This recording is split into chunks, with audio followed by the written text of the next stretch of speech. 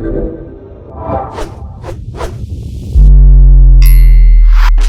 right, gentlemen, thank you for coming.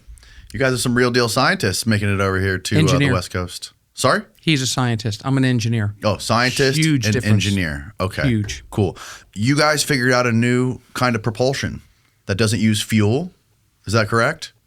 That is correct. That's correct. And you guys are right over on the east coast of Florida, in Cocoa-Titusville area. That's yeah, right. we both came from the space program, the Kennedy Space Center. He was on the NASA side, Okay. The dark side, and I was The on dark side? I was on the contractor side. Okay. Why don't we, for folks that are listening, break down, who you guys are and what your backgrounds are. You want to go first, Charles? Yeah, sure. Dr. Charles Bueller, the lead scientist of the Electrostatics and Surface Physics Laboratory, NASA Kennedy Space Center. I've been at the Space Center since 2000, on and off. I did a 10-year stint as a consultant for ExxonMobil, and then came back to NASA about 7-8 years ago. But I have a research lab, about 10 of us in the lab that I run there.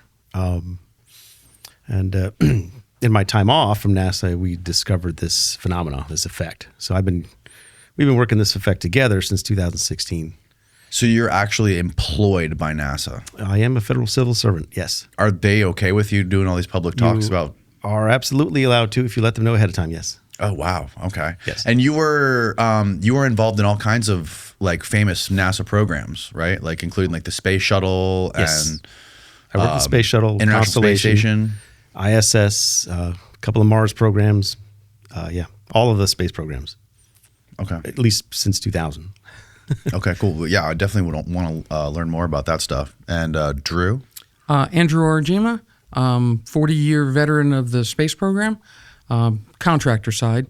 Been on Space Center since 1981. Then did college, and then went back out there and it was continuous up until I just retired out of the space program, out of the U.S. space program, 3 weeks ago to start my own company. Oh, congratulations. Exodus Propulsion Technologies.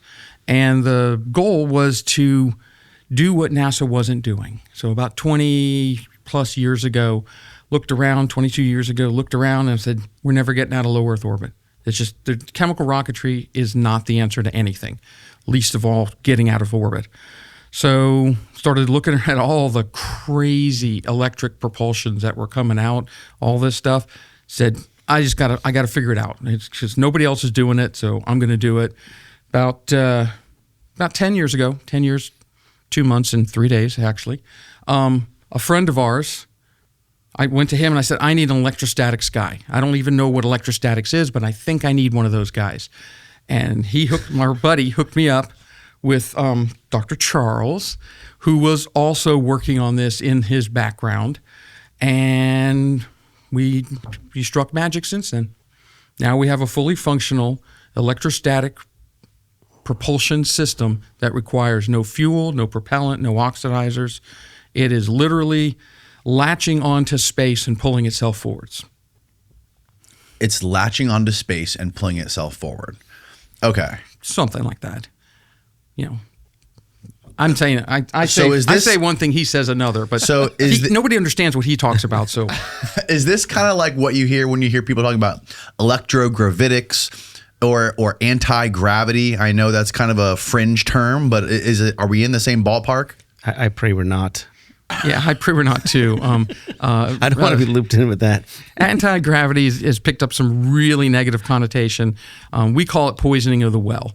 So many negative connotations. Oh yeah, so many people have rushed out there and said, "Oh, I have anti-gravity. I have space drive. I have this. I have that." It's all been pretty much nothing. Most of it's atmospheric effects, but we literally have. And I don't know if we're allowed to say Star Trek. Are we allowed to say Star Trek? I love Star Trek. We have the Star Trek impulse engine. You put in energy, a tiny, tiny bit of energy in the form of electrostatic charge, and you are rewarded with your spaceship moving, lifting off the ground, flying through space, doing all the things that you expect a really cool Star Trek spaceship to do. At the moment, it's little, it's tiny. We brought some examples. We're looking for our first big customer who's willing to take a chance on our propulsion system by replacing all of their chemical propulsion with our electrostatic propulsion. But we have literally the Star Trek impulse engine. Okay, so can you break this down for like a third grader? What is electrostatic propulsion and how does it work? Oh boy. You want to get that into that right now? Okay. Very, very, very like 90,000 foot view. Sure. You know, how I think it works and, you know, have math to back it up, physics to back it up. It's basically a higher order expansion, if you will, term of the force of attraction that we get from Coulomb's law. So essentially Coulomb's law is attraction between two particles, right? They either attract or repel.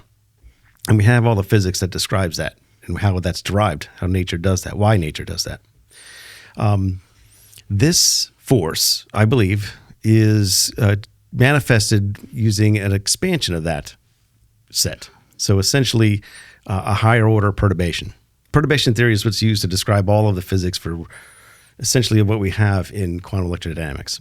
So what we do is we just go to a higher order perturbation and see what falls out. Now, it won't have the same strength or energy as its Coulomb counterparts, plus and minuses attracting and repelling, but at a lower energy, but it'll have an ability to actually move as a whole together. And that kind of just falls out of the expansion of the perturbation theory. It's a very strange thing, but it was never needed. It was never necessary because no one's ever discovered this. We've known electrostatics for 150 years. We've never seen anything self-propel with just electrostatics. It's either an attracting or repelling. We've never seen both the attractor and the repeller move together in unison. So I just went back to the physics books and say, well, what is the interaction physics for that? Found out how it works in the second order, which is Coulomb's law, and then apply that to the third order. Go further. Just go further, deeper down. And when you do that, we'll use Andrew's term, you're rewarded with physics that tells you where the force comes from and how it enables and how it manifests and why it's there.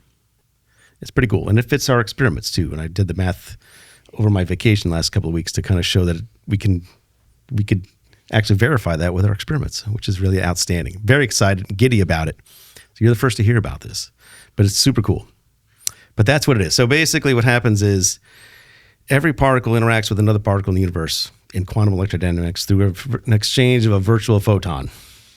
Just consider it like I was telling him on the way over here, like a string. Mm-hmm. So if I had to explain it to a third grader, every particle is attached to another particle with a string. Mm-hmm. It can pull in tension or it can release in compression.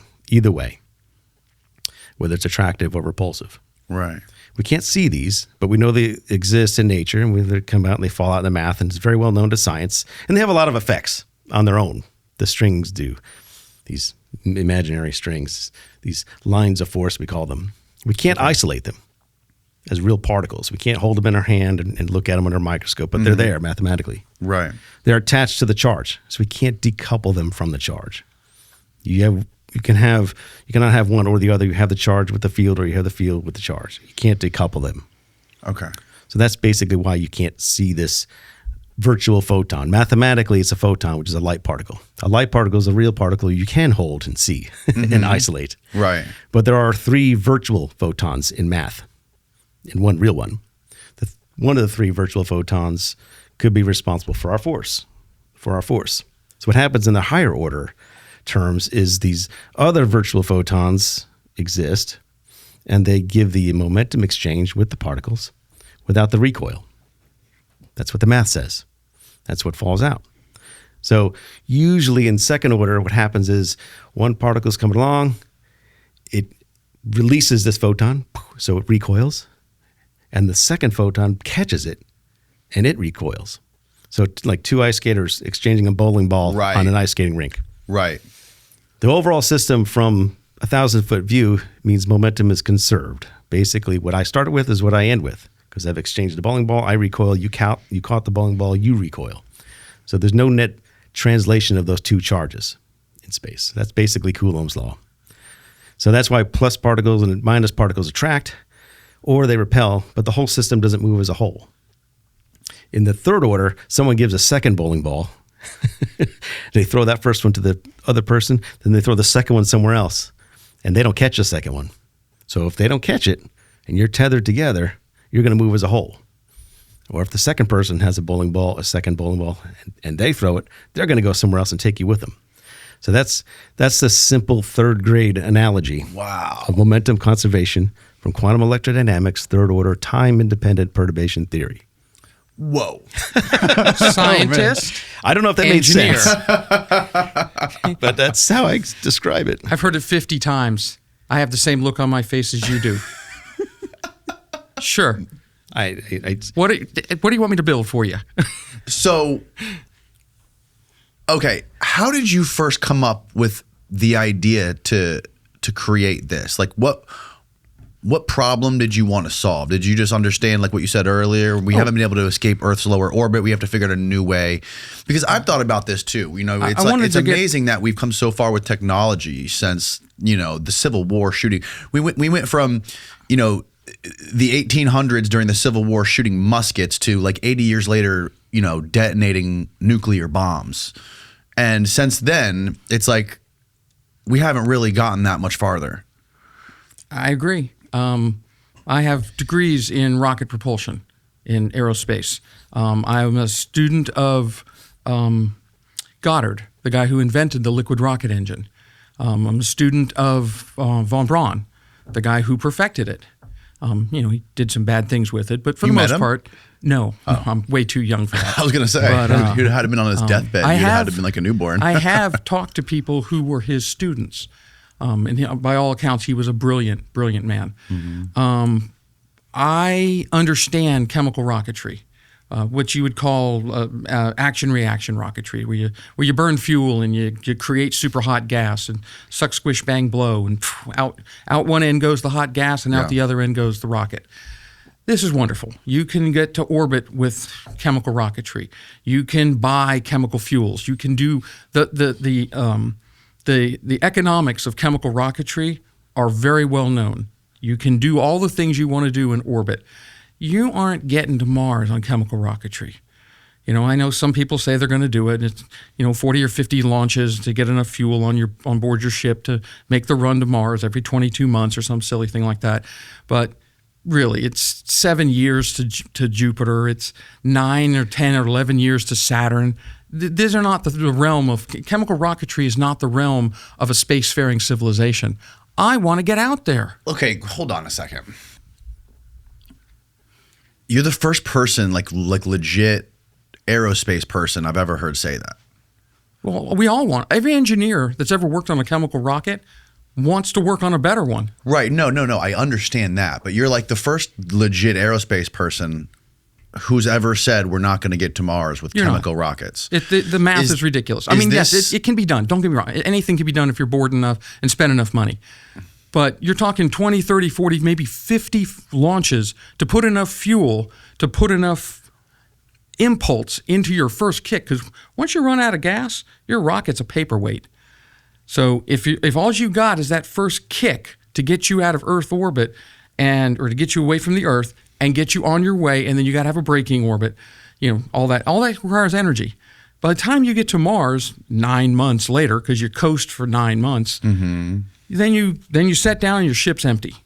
Okay, so you got to make more fuel, and that's just to get you back out of Mars orbit.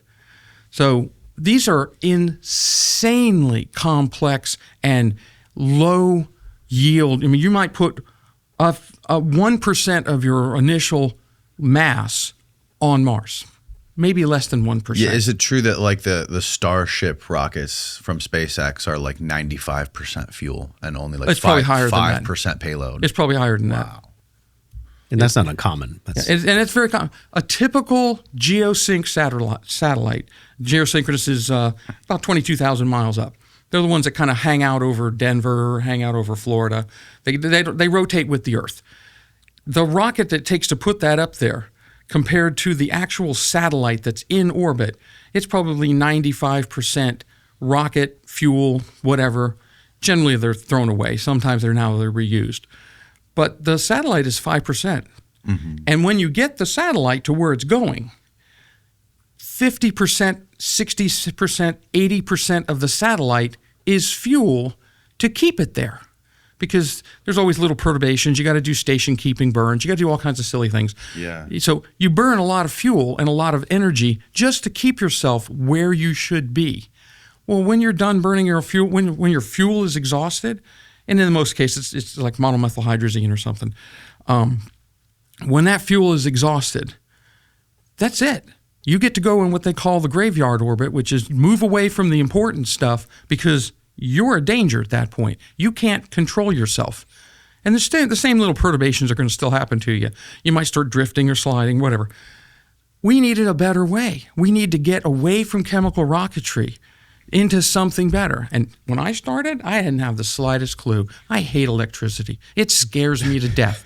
Me too. Okay? I agree. It terrifies me that I work on a high energy, high physics, electrostatic propulsion system that I haven't got the slightest clue how it works.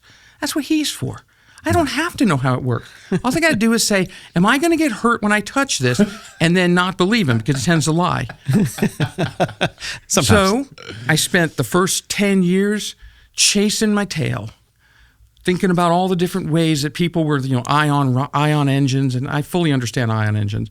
They're just chemical engines with a little electrostatic punch, so they get the ISP up around 3,000 or 4,000. Even that's not worthy of it. Then I found somebody who actually understood what is the only viable solution, and that is the fields that make up space. That's what we want to do, okay? I watched a lot of Star Trek. They were always doing warp and stuff. It's great. It's the greatest thing ever.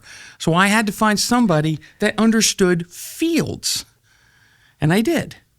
Sadly, it was Charles, but, we make do with what we have. But now I love him like a brother. So that'd be too, Drew. Can we talk about the most underrated organ in your body? The liver. It's performing more than 500 functions every single day, supporting digestion, energy production, fat metabolism, vitamin storage, and processing basically everything you consume.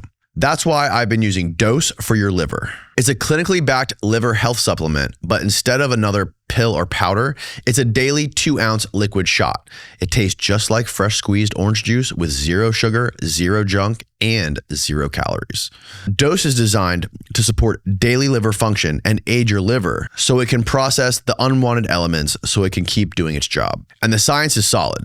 Dose has been studied in 2 double-blind, placebo-controlled studies showing a positive impact on liver enzyme levels. Ready to give your liver the support it deserves? Head on over to dosedaily.co/Danny or enter the code Danny to get 35% off your first subscription. The body does so much for you. It's time to do something for it. That's dosedaily.co/Danny for 35% off your first month subscription. Yeah, I came at it from a different view. I think it was the early 90s, when I was going high school and looking at rocketry and stuff. I said, rockets are cool, but I want something better. I want to see something better. I think that really got me excited was Back to the Future, seeing the hoverboards and the flying cars. Mm-hmm. Like, there's got to be a way to do this. I just don't know how to do it yet. Yeah. There's got to be a better way. And so I go through school and I go into undergrad, and then I go into grad school in physics. And I said, okay, I've understood all of physics, at least what's out there. Mm-hmm. What's the best path forward for that? So I guess it was around 2000, 2001. The most logical place to start for me would be the conservation of momentum from using a concept called field momentum. Now, field momentum is electric field cross product with a magnetic field, E cross B. It's kind of a strange term, electric field cross magnetic term, but that's called the pointing vector. Essentially what that means is anytime you have an electric field and a magnetic field in the same spot, you have a momentum. See what? You have a momentum. They've known that since the 1800s, 1860s or so. And if you change that momentum, you get a force. So I said, well, why haven't people been doing this? And they have. Since the 1940s, 1950s, these E cross B thrusters. Mm-hmm. But it turns out they discovered a new momentum in the 1970s. I'm like, all these momentums are being discovered, called hidden momentum. Hidden momentum is a relativistic effect. And what that is it counteracts any field momentum that you have in your system if the charges are allowed to flow. So, for example, if I tell you that any object that has an electric field and a magnetic field in it that have a non-zero cross product, basically means they're perpendicular at some point. If that exists anywhere, there's momentum. That's what science will tell you. Like, that thing's not moving. If I take a bar magnet, and I put 10,000 volts on it, you tell me that thing has momentum now? It does. Absolutely does. But it also has hidden momentum, which is a counteracting momentum due to relativistic charge moving inside the bar magnet. Oh, that's weird. So you got all these momentums. So I was like, okay, well, I got to get rid of this hidden momentum because it's killing my force that I want to make. E cross B. I want to just make an E cross B and kill it, get my force. Yeah. Now, you can do that in the angular case. Richard Feynman, the very famous Richard Feynman, if you've heard of him. Oh, yeah. He gave his students a disc. You have a Frisbee. He's getting an experiment. You have a Frisbee, a disc, and you have little balls on the edges of the disc, like beads, and you charge them up. Just put some charge on them. And you put it through a solenoid. You turn on the solenoid. Nothing happens. You turn off the solenoid, the disc rotates. Where did the momentum come from? He gave that to his graduate students as a homework problem. Sick man. But it turned out there was momentum stored in that field, that E cross B. It was non-zero. And when you shut it off, it gives a thrust. It gave a force. And that has been verified in the 70s. You can actually turn things that way using this effect. I said, well, I got to just do the linear analog to it. Not the angular, but the linear. And that's where the hidden momentum came into effect. So Interesting. So the hidden momentum counteracts the actual effect that you would like to have in the angular case. That's not there. Okay. So Drew came to me in 2016 with an experiment that was working.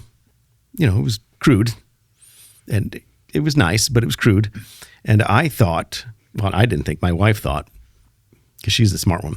Yes, she is. She said, isn't that the same kind of thing you're working, just a different flavor? I said, oh, well, that can't be. Let me go back to my lab and build something based on what she thought it was, and what we thought it was, and then we made that giant needle thing. The giant needle thing. Of death. That's the experiment that you giant guys... needle thing of It was death. one of the first needle things. It moved about 3 or 4 feet in the air. It was 140,000 volts, but it was covered in tape, and it was awesome. It was like $10, $5 worth of stuff. And I looked at that and said, that sucker's moving. So from then on, I thought that the field momentum experiment was the correct one, because I have static charges now. The Drew had a static charge experiment where there was no hidden momentum. Ooh, isn't that exciting? No hidden momentum, but it still had the field momentum, and I'm still able to change that field momentum to get my thrust. Wow. So I'm like, oh, we're on to it now. Woohoo. And then, after 20 years working on that theory and 2 solid years, he and I working on that almost every day, it was wrong. It was just wrong. Very wrong. And that's how science is. You might believe something, but nature doesn't care what you believe. Wow. Nature has its own plans. But the reason why we went forward with it is because something was moving. So now we got to figure out what was moving. So when we took one of these forms of the Pac-Man thruster, we'll show you some of these ridiculous things, and shoved it into a vat of styrofoam, we had no more B field, which means we had no more current. So now things got very, very weird. So imagine not having any current, which means you don't have any power, because power is voltage times current. Right. So you're not expelling a lot of power, and you're getting thrust. So that made things very, very strange. But it made things a lot easier to build. So then I had to go back to the math. I said, well, I'll get rid of all this current. Got to get rid of all this B field out of here. And then let's see if this thing can conserve energy. So I have some math where I did some simple conservation of energy in the classical sense to see if we can at least get something out of it that we could build, something that we could just tell us what to do, based just on electric fields. And we were able to do that. And we'll show you some of those today. Yeah, do you want to go through we have a really quick little slideshow. Yeah, let's see it. It shows some of this stuff. Fantastic. Just go ahead and, I don't know. Which one? You want to start from the top here? I'm no good with computers either. Engineer that doesn't go with computers. This is not Imagine order, that. Drew. Do you want this to be in any kind of order? You start with 0. Start with the first one. Okay, well, I'll have to rename them. What does NASA think about you guys doing this stuff? Start with 01. Isn't there 01? That was it. I don't know. I don't work for NASA. I mean, I think they like it. We just They think you guys are kooks, or they think you guys? I don't know if there's any official word from NASA on this. We have showed fair. it to them several times. What was their reaction? Go away and don't bother us. Pretty Depends much. who you talk to. Yeah, but pretty much it was go away because whatever you are, we don't care. For me, NASA. Listen, guys, we figured this out in the 50s. Leave us alone. No, for me, NASA. We have what's called different swim lanes, if you will, at the Right. different space centers. So each space center is allowed to work on a certain technology, and then when it gets to a certain maturity level, you have to hand it off to another space center. So that would be very disadvantageous for us to take this to our space center because we'd have to stop working on it. Yeah, And we're much more advanced. Oh, okay. And we'd have to hand it off to another space center. I understand. So we decided just to do it outside right. and just use it as an outside activity. Exactly, and you're having fun doing it too. Well, right? yeah, I want to have fun doing it. So I don't want to. I don't want to be told not to do it. Yeah. So we just decided to keep doing it. Okay, so hold on there for a second. Okay, you go. Is it ready? Yes. Okay. I've been at this a while. That's me. you? That's me in '69 in front of what became Apollo 11. Whoa. Back then, they had a much more lenient program for Family Day. Which, That's a cool Where's your badge? fucking Where's your photo, badge? man. And I took another one 50 years later with me standing in the exact same That's a spot really with the cool Artemis photo. one. Go ahead. So I've been at this a while. That's me before warp drive. That's me. I used to build telescopes. I built everything you see in that picture, including the concrete that the hangar sits on. What is that? That is a 0.8 meter research grade telescope. I ground the lens, ground the mirrors, metallized them, built the entire structure, and worked with a team of geniuses on the guidance and control systems for it. So I was seriously into astronomy and telescopes before I jumped into warp drive. Whoa. So yeah, it's just me playing out. That's right out in front of my crazy house. looking, And of course, there's Dr. Charles, the smartest man in the room. And a great shirt. we love that whole ancient aliens thing and all the crazy theories. We love Yeah. we live for this stuff. So that's one of our labs. Yeah. That's when we first got together. That might be in the old lab back in 2016. Yeah, that's in Cape Canaveral. Yeah. Yeah, that's when we first got together. As always, we started with squiggle boards, what I call them, and I'd wait for him to fill up a little squiggle board with whatever he was squiggling on, and then I'd say the same words I tell him every time. What do you want me to build you? I can build anything, Right. but I can't read his mind. So he would do some squiggles. We had our first intern. That's our first intern. Go ahead. And then that's our first test bench where we were building high voltage power supplies because, curiously enough, we couldn't buy the high voltage power supplies that we needed, so we had to end up building them. And we burned a lot of them up, and we learned a lot about building high voltage power supplies. Go ahead. That was probably our first live production thrust device. The entire little thing that looks like a fish tank Yep. is actually ITO-coated PET plastic, which just means that there's a thin metal film on all of the plastic so that we can ground the entire box. It's like being in a metal Right. box. So that's the Faraday shield around the test article. So this is like a little Faraday cage. That is a Faraday cage. Okay. You can see through it, but that is 100% Faraday cage shielded. All the grounds are tied together so that if there's any thrust created in the box, it isn't the box attracting to some other article in the room. So it's not Coulomb attraction. If there's any thrust created, it's because we are moving relative to space. So when you say that, are you referring to the Casimir effect? Is that kind of like similar? No. No, the Coulomb attraction is what I was talking about earlier.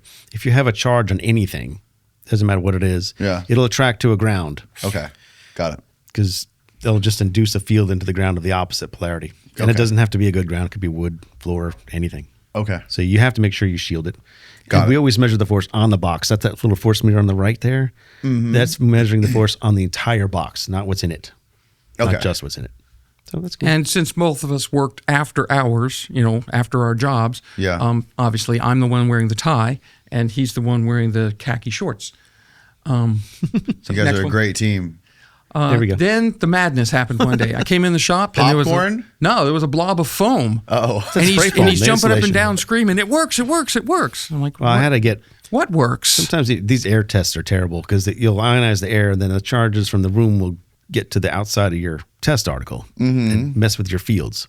So how do I keep the air away from my damn thruster? Because it nulls my fields. Right. So I use the brain blob here of spray foam to do that. That thing right there produces thrust. Well, what's in it A does. giant piece of popcorn? No, no. That There's a piece of thruster foam in there. and that piece of wire produce thrust. It's in our patent. You should look it up. The foam is not. Have you ever opened your fridge, aimlessly stared into it for 5 minutes, and then convinced yourself there's nothing to eat? That's what happened to me before I started using ButcherBox. ButcherBox delivers 100% grass-fed beef, organic chicken, wild-caught seafood, and more, all sourced to standards they can actually tell you about. They've already done the research and made the sourcing decisions, so all you have to do is decide what's for dinner. It's honestly made eating healthy way easier for me because I always know I got high-quality protein in the freezer that's ready to go. And when I'm hosting people or doing a cookout or just trying not to order takeout again, it saves me a trip to the store and lots of last-minute scrambling. I keep a few of the staples stocked at all times, usually the beef, the chicken, and some fish. So when I need something quick, I've already got the real options ready waiting for me. For me, it just makes the healthy choice the easy choice. If you're looking for an easier way to get great meals on the table, give ButcherBox a try. Go to butcherbox.com/Danny to get $20 off your first box, plus your choice of free ground beef for life or free chicken thighs or top sirloins in every box for a year with free shipping always. That's butcherbox.com/Danny. It's spelled butcherbox.com/DANNY. And be sure to use the link below so they know we sent you. How much force have you guys been able to create to date? To date, about 50 millinewtons. And what is that in English? 50 millinewtons is about enough to lift two of these pieces of paper. Just two pieces of paper. About 50 millinewtons. On Earth's gravity. Well, yeah. The test is in a vacuum chamber. The idea is if you guys are in space, that's a decent amount Well, of the idea is that you put 1,000 of those together and you have a 5 Newton thruster. And you put a 5 Newton thruster behind anything and you can be at Mars in 3.5 days. What? Mm-hmm. With 1,000 of what you've been able to create? Maybe 10,000. I don't know. I haven't gotten that big yet. But yes, we can produce 0.38 G continuous acceleration from Earth orbit to anywhere on the Mars surface in 3.5 days. We could build a spaceship. But we can't because we can't afford to build spaceships. So your biggest hurdle is getting into space. Yes. Maybe you can use traditional rockets to get into space. That's our goal. Is throw those away and then use what you guys done to. We need a ride into space, and then once we're there, we can produce enough thrust to land on any other object in the solar system. It's very, very weak thrust, but it's like driving a really old broken car from the 60s. It doesn't work very well. You floor it, it moves, but if you keep it floored and you never run out of gas, you're going to be the fastest car on the planet in a few hours. Oh, yeah. And you never have to go to the gas station. The numbers are staggering. Most people don't even believe them. And you think, how is a little blob of foam going to ever do any of the things that this guy is saying is going to happen? Right. But if we had a spacecraft, and let's say it weighed 45 tons, metric tons, and 30 of those metric tons were propulsion system, which leaves 15 tons for the spacecraft, the people, the ham sandwiches you want to take with you, whatever, and your flush toilet, by the way. And you're in Earth orbit. 3.5 days later, you're on the surface of Mars. 3.5 days, because during those 3.5 days, you continuously accelerated at 0.38 Gs, which means that you had the ability to pour your coffee in your mug the whole time. You can flush the toilet the whole time. And if you're wondering why I'm so obsessed with toilets, you go wear a diaper for 9 months and see how happy you're going to be when you get to Mars on chemical rocketry. Oh, yeah, that would suck. Ours has continuous acceleration. You continuously accelerate to the halfway point, you flip around 180 degrees, and you decelerate from there. At the midpoint, we're doing about 1 million miles an hour. But we're only doing it for a few hours. What? Well, because you're accelerating the whole way there at 0.38 Gs. Then after that, you decelerate all the way at 0.38 Gs until you drop into you don't go into orbit because orbits are so 20th century. You literally just drop into Mars. You just drop straight in. And drop down. You're under thrust. You don't have to ever turn Mars the is only thruster pulling at off. you. Right. You never have to turn the engines off. Oh, okay. And Mars is only That's why we had to do orbit stuff for the moon stuff. that's right, because the Right. Earth is pulling on you, and you only had so much impulse. But when you can never have to turn the engines off, and your engines can make, say, 0.39 Gs, and the Mars surface is only pulling at you at 0.38, that means you go down slowly. And then when you get right down near the surface, you crank up the engines to match Mars's gravity pull, and you don't need landing legs. You could just hover, but obviously you would land, get out, go do whatever it is you're going to do. And then from the moment you turned on the engines to the moment you are on Mars, you have the same gravity load on your body. So no more your bones starting to deteriorate. No more you're atrophying your muscles. Radiation. Well, you still have a lot of problems. We haven't solved any of the big problems. You still have cosmic rays. But only 3 days of exposure, not You get 3.5 days of exposure, not 9 months. That's true. That's a big plus. And if for some reason you think, well, that would require a nuclear reactor and they would have to have all this other stuff. The energy requirements to get to Mars are the same as the battery in your car could easily supply the energy to keep the engine running for the 3.5 days it takes to get to Mars. And you say, well, that's ridiculous. But remember, we're electrostatic. It doesn't take that much to generate charge. It takes a lot to generate current and B field, but we're neither of those two things. So once we have our static field formed, the unit, we can turn the power off. Yeah, I know, it sounds crazy. These crazy guys are even crazier. But we could literally turn the power off and the engine stays on. And if you really want to hear the explanation of that, get yourself some Excedrin and a stiff cup of coffee, and he can explain it to you. So anyhow, moving on. Yes. This is a typical day from anywhere in the last 10 years. Okay. Dr. Charles is up at the board giving out the very last theory ever. There were old stuff here. Many of these. They were all wonderful. They were all wrong. Now we have them right. This is a very typical, we just built the thing, we're getting ready to test something. This is the team. This silly thing is what I have out on the web. If you go to our website and look at our webpage, I have a 45-minute dissertation on how to build that little piece of foam thing. I don't know where the camera is. And what is this foam thing? This is a thruster. That is a thruster. If you build this, if you spend the $1.50 it takes to build this, and the couple of hours, and by the way, the video is free.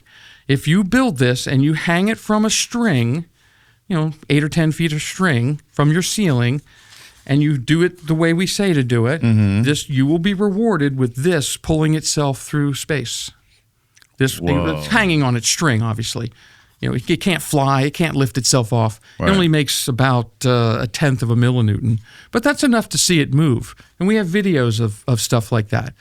So we thought we'd bring you one so you could see it. That's incredible. That is a warp drive thruster. I know he hates it when I call it warp drive, but I love the term. So any cool chance term. I get to call things warp drive, I do. So that's a cutaway of one of our thrusters. And notice it has black RTV all around the outside because air is the enemy. So you have to seal as much air out of the system as possible. So why does it have to look like this? Why does it have to be this box with all these little grooves cut into the center of it?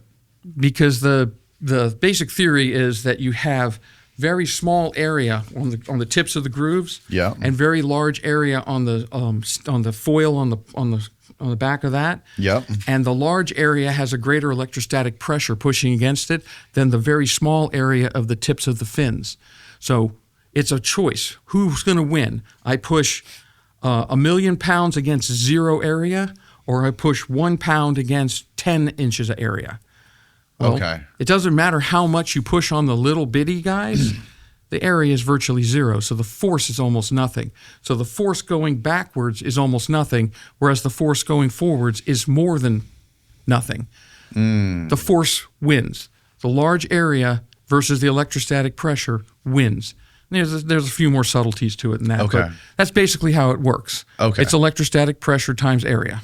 Okay. Or electrostatic force times area, which is electrostatic pressure. Right. So you can go ahead. Yep, that's a pretty good explanation. Unless you want to, yeah. No, I mean, that's basically what it is. So hypothetically, if you guys could scale this thing up, times 10,000, what would the vehicles look like that we would travel to Mars in? Anything you want them to look like. We don't need to be on the outsides of the spaceships. These can be sealed boxes in the middle of your ship. These could be on catamarans. These could be, let's say you build a ship that looks like, well, because I shamelessly love Star Trek. No one's going to believe this, but this is the first warp drive spaceship in the history of history. And you think, well, this is a little model from the 70s of Star Trek, okay? Mm-hmm. One of the guys on our team is a master model builder, by the way. Mm-hmm. But we put a tiny warp drive cell in here. Now, this whole thing only made 2.5 millinewtons of thrust, but it was inside of a ship. And when you have an engine in a ship, that's defining it as a ship under power. So this, although it didn't fly around the room or fly across space, was the first warp drive ship ever in the history of history. But putting that aside, because I'm probably the only guy that thinks that's cool, this is a box. Inside of a box, you put your people, some area, you put area for people and sandwiches and stuff, and then you put your engine anywhere else you need to fill up the rest of the volume. Sadly, we are far more like a dirigible than we are like an airplane. Our engines are not very compact. They're large area devices. So we'll probably have very large surface areas, but we're flying through space, so who cares? It'll be like a solar sail almost. We had a large surface area because we're a surface area phenomenon, really. You can stack our stuff up, or you can go big surface areas. But if you have enough square meters of material at a high enough potential, then you have enough propulsion to go anywhere you want. Because you never have to turn the engines off. So you're constantly accelerating to go there. So your ship probably won't look as cool as this. It might look like a pressurized sphere with a great big propulsion system out in front of it that pulls it along. But a great big panel or something? Sure, like a solar sail. We don't need the sun. And we don't need this. We don't need the photons coming from the sun to do the job. Right. To do the job. But we are going to need something that you can put people inside of, something that you can put the hardware of the propulsion system in and attach the two with something. Cables, ropes, nacelles, something. Yeah, so it can be any shape, size, sex, or color you want it to be. Wow. I think that's one manifestation. Yeah. If we want to use area to maximize, or we could use volume. So you can imagine like a Borg cube. Like a what? A Borg cube, the Star Trek Borg cube. Uh-huh. You can use volume to put the thrust in too. It doesn't have to be area. It can be volume also. It's just user's choice. So you could have a great big square in space or a great big sphere. Like a big box or like a sphere or something. It doesn't like that. matter. And you as would long as put it holds inside air. of that a bunch of these. Inside that, you would put layers of it. Again, this is the stuff we're playing around with here. There you go. You found it. The Borg cube. Yeah, this is all from 5 to 7 years ago, our stuff here. We have greatly simplified this. We now have propulsion cells that can lift their own weight. We are over unity. So if the propulsion cell, the material that the cell is made of weighs a pound, we can make 1.8 pounds. So we can make more thrust than the thing takes to lift its own body weight. So whatever's left over after one, that's what lifts the spaceship. Right. And we're over unity. We've been over unity for a while. We've been off chasing other That seems like a big deal. It is a big deal. Yeah. But there are other big deals in order to have your own little space drive company, you have to achieve all the other things that we know nothing about. Like becoming a company, becoming a brand, becoming something that someone believes. Okay, you almost believe us, but you'd be amazed how many people don't. I believe you. It doesn't matter how many times we've invited people in, showed them the magic, showed them the hardware, showed them the physics, put the hardware in their hands. They just walk away shaking their heads going, why did we waste our day here? Let's go get pizza. It every time. That's incredible. It's not every time. We have people that are interested. We have people that are investors. We have turned the corner now. Mm-hmm. But it took a while, longer than you think. But everyone. What's interesting about this field is that everyone has a different belief, and what that means is a different threshold for belief. Is it what you see? Is it what you touch? Is it a rotator? Is it a pendulum? Is it a spinner? Does it have to work in air? Does it have to work in vacuum? Does it have to work? Does it have to be stackable? Does it have to be, and every single person has a different requirement level. It's very odd.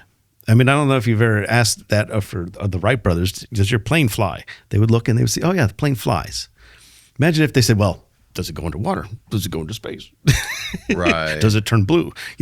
It's very odd, the questions and the requirement set that we've been tasked to deal with. And every one of them is a fair question to ask. It just takes a long time to answer all of them. So we have to limit, our customer base, our investor base, to stay focused, because it's just the two of us. We got to stay focused. Now, aren't there laws? Isn't there some sort of like U.S. government patent law where like if somebody comes up with some crazy patent or discovery or whatever, like it automatically defaults to the U.S. government or something like that? I remember Jesse Michaels telling me something like this. Not exactly. The U.S. government reserves the right to ruin your life. And it goes back to the theory behind patents. Patents are not for the guys inventing stuff. They're for country building. They're for nation building. Right. So the nation that's going to give you the so-called protection, they reserve the right to take it from you. We believe, for national security, there's no way to know for sure, but our patent disappeared inside the patent office for 3.5 years, our original one. And we were told eventually by the patent office that it got hung up in DoD review. Maybe it did, maybe it didn't, but that's what they told us. Then it got hung up in NASA review. And the only reason we know any of this is because there just aren't that many people on this planet who know how to read our patent and actually say, no, this is ridiculous because this is why it's ridiculous. Yeah. Most of them work on our team. The few that don't work on our team, they were contacted by the patent office so that they'd have somebody, external reviewers, review our patents. And they said, we can't because we work on the team that invented it. So after a while, the patent office gave up and they issued us our patent, which is wonderful. But we're running into the same problem now that we have our second patent out there. The patent office came back and they said, this is not possible. You are violating the laws of conservation of momentum. And we've spent a few years explaining patiently to the patent office the laws of conservation of momentum and all the stuff that Dr. Charles was talking about. And, hopefully they'll let our patent go the second time. We've already passed all the hurdles. We got hung up on a little technical glitch because they said, no, this is impossible. So we're not going to issue patent on it. Right. Okay, so we get affidavits and we showed them people that have reproduced our work, and we showed them videos of people that reproduced our work and a full description of the physics down to levels that they don't even understand. And we hope we've satisfied them. And now it's a waiting game. Now, so that's the reality of the U.S. patent system. Now, what about the whole peer review process? Have you guys initiated anything like that? We're going to. I won't let him. We're going to, because this is fundamental physics, so you can't really patent that anyway.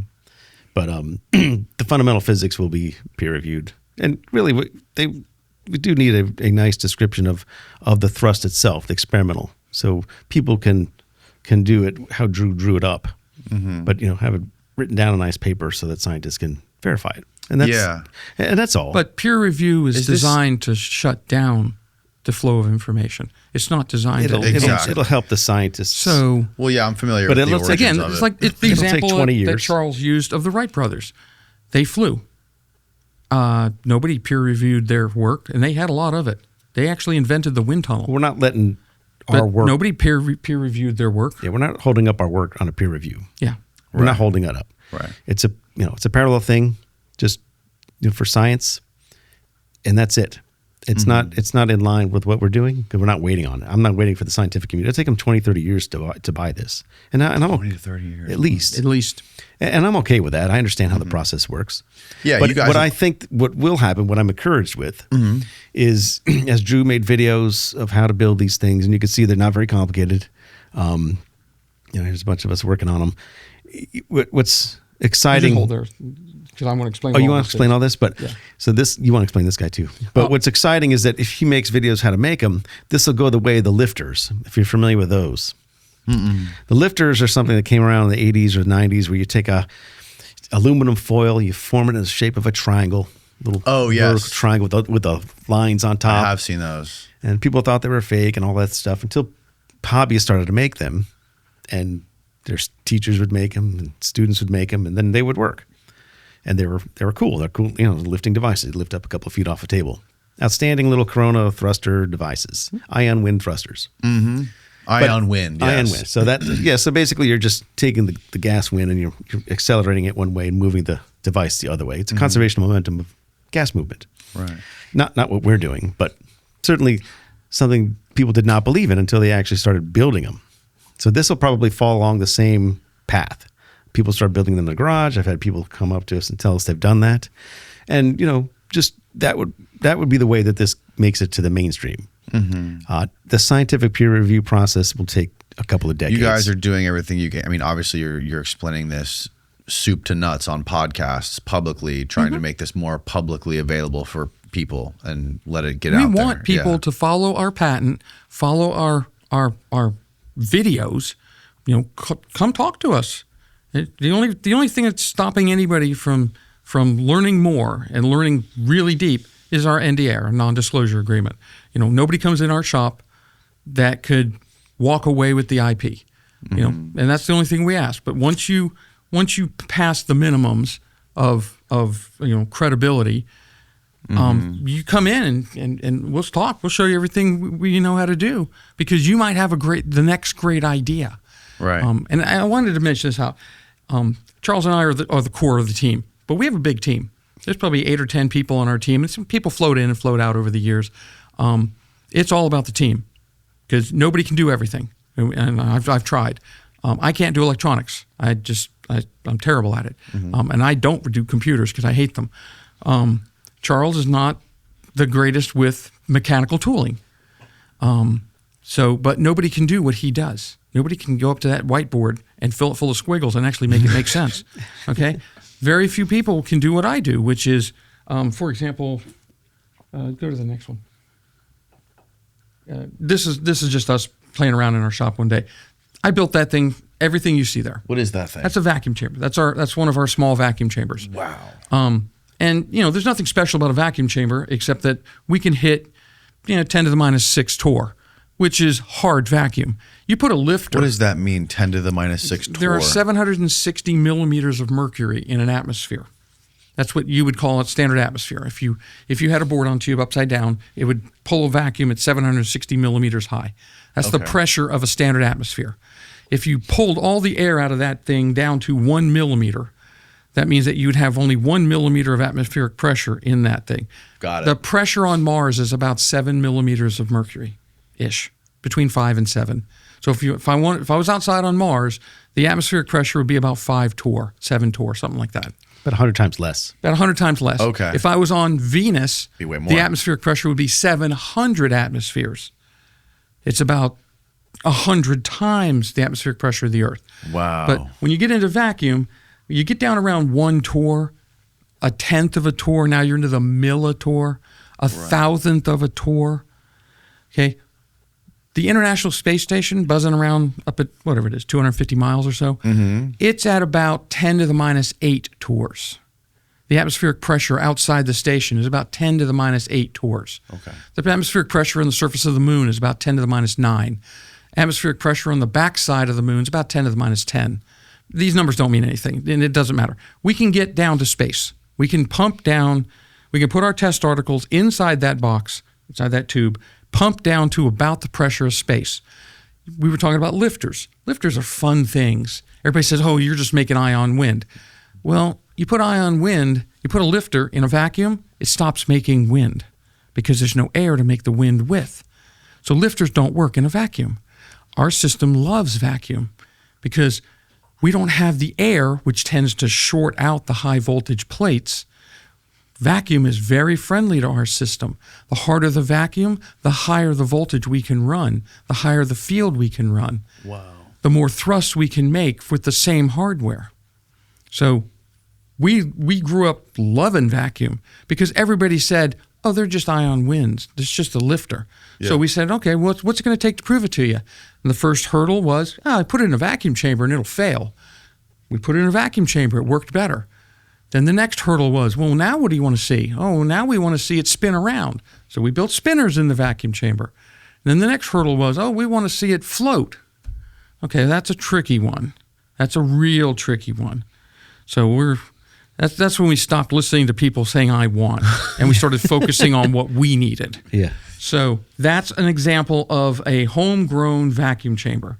The next one. And of course, Dr. Charles is there to supervise. Why is it so difficult to make it float? Well, let's say we have we have the 1.7 Earth unity.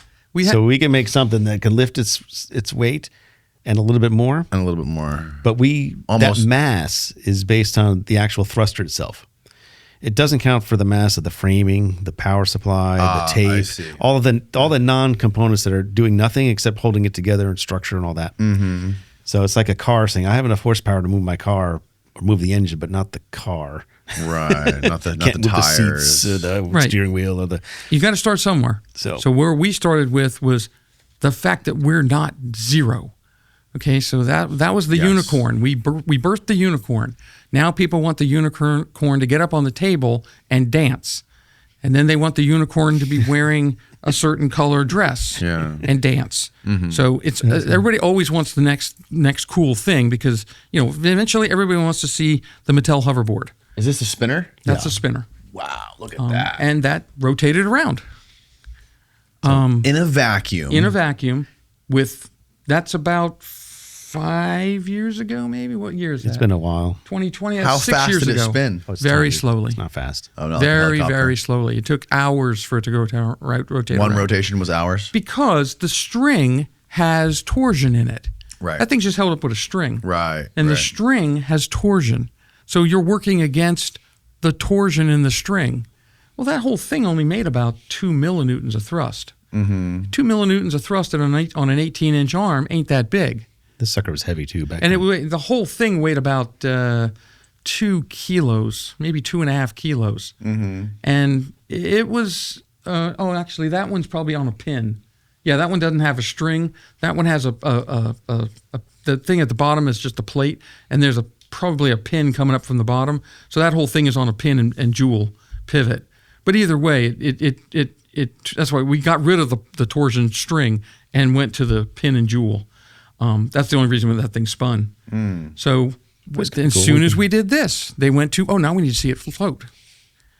And, we've been talking with people for years, and it always goes to the next level of, now I want to see it do that. Now I want to see it do that. Now I want to see it do that. Well, this is all self-funded back in the day. And, this is after we put in a full work week. We're doing this.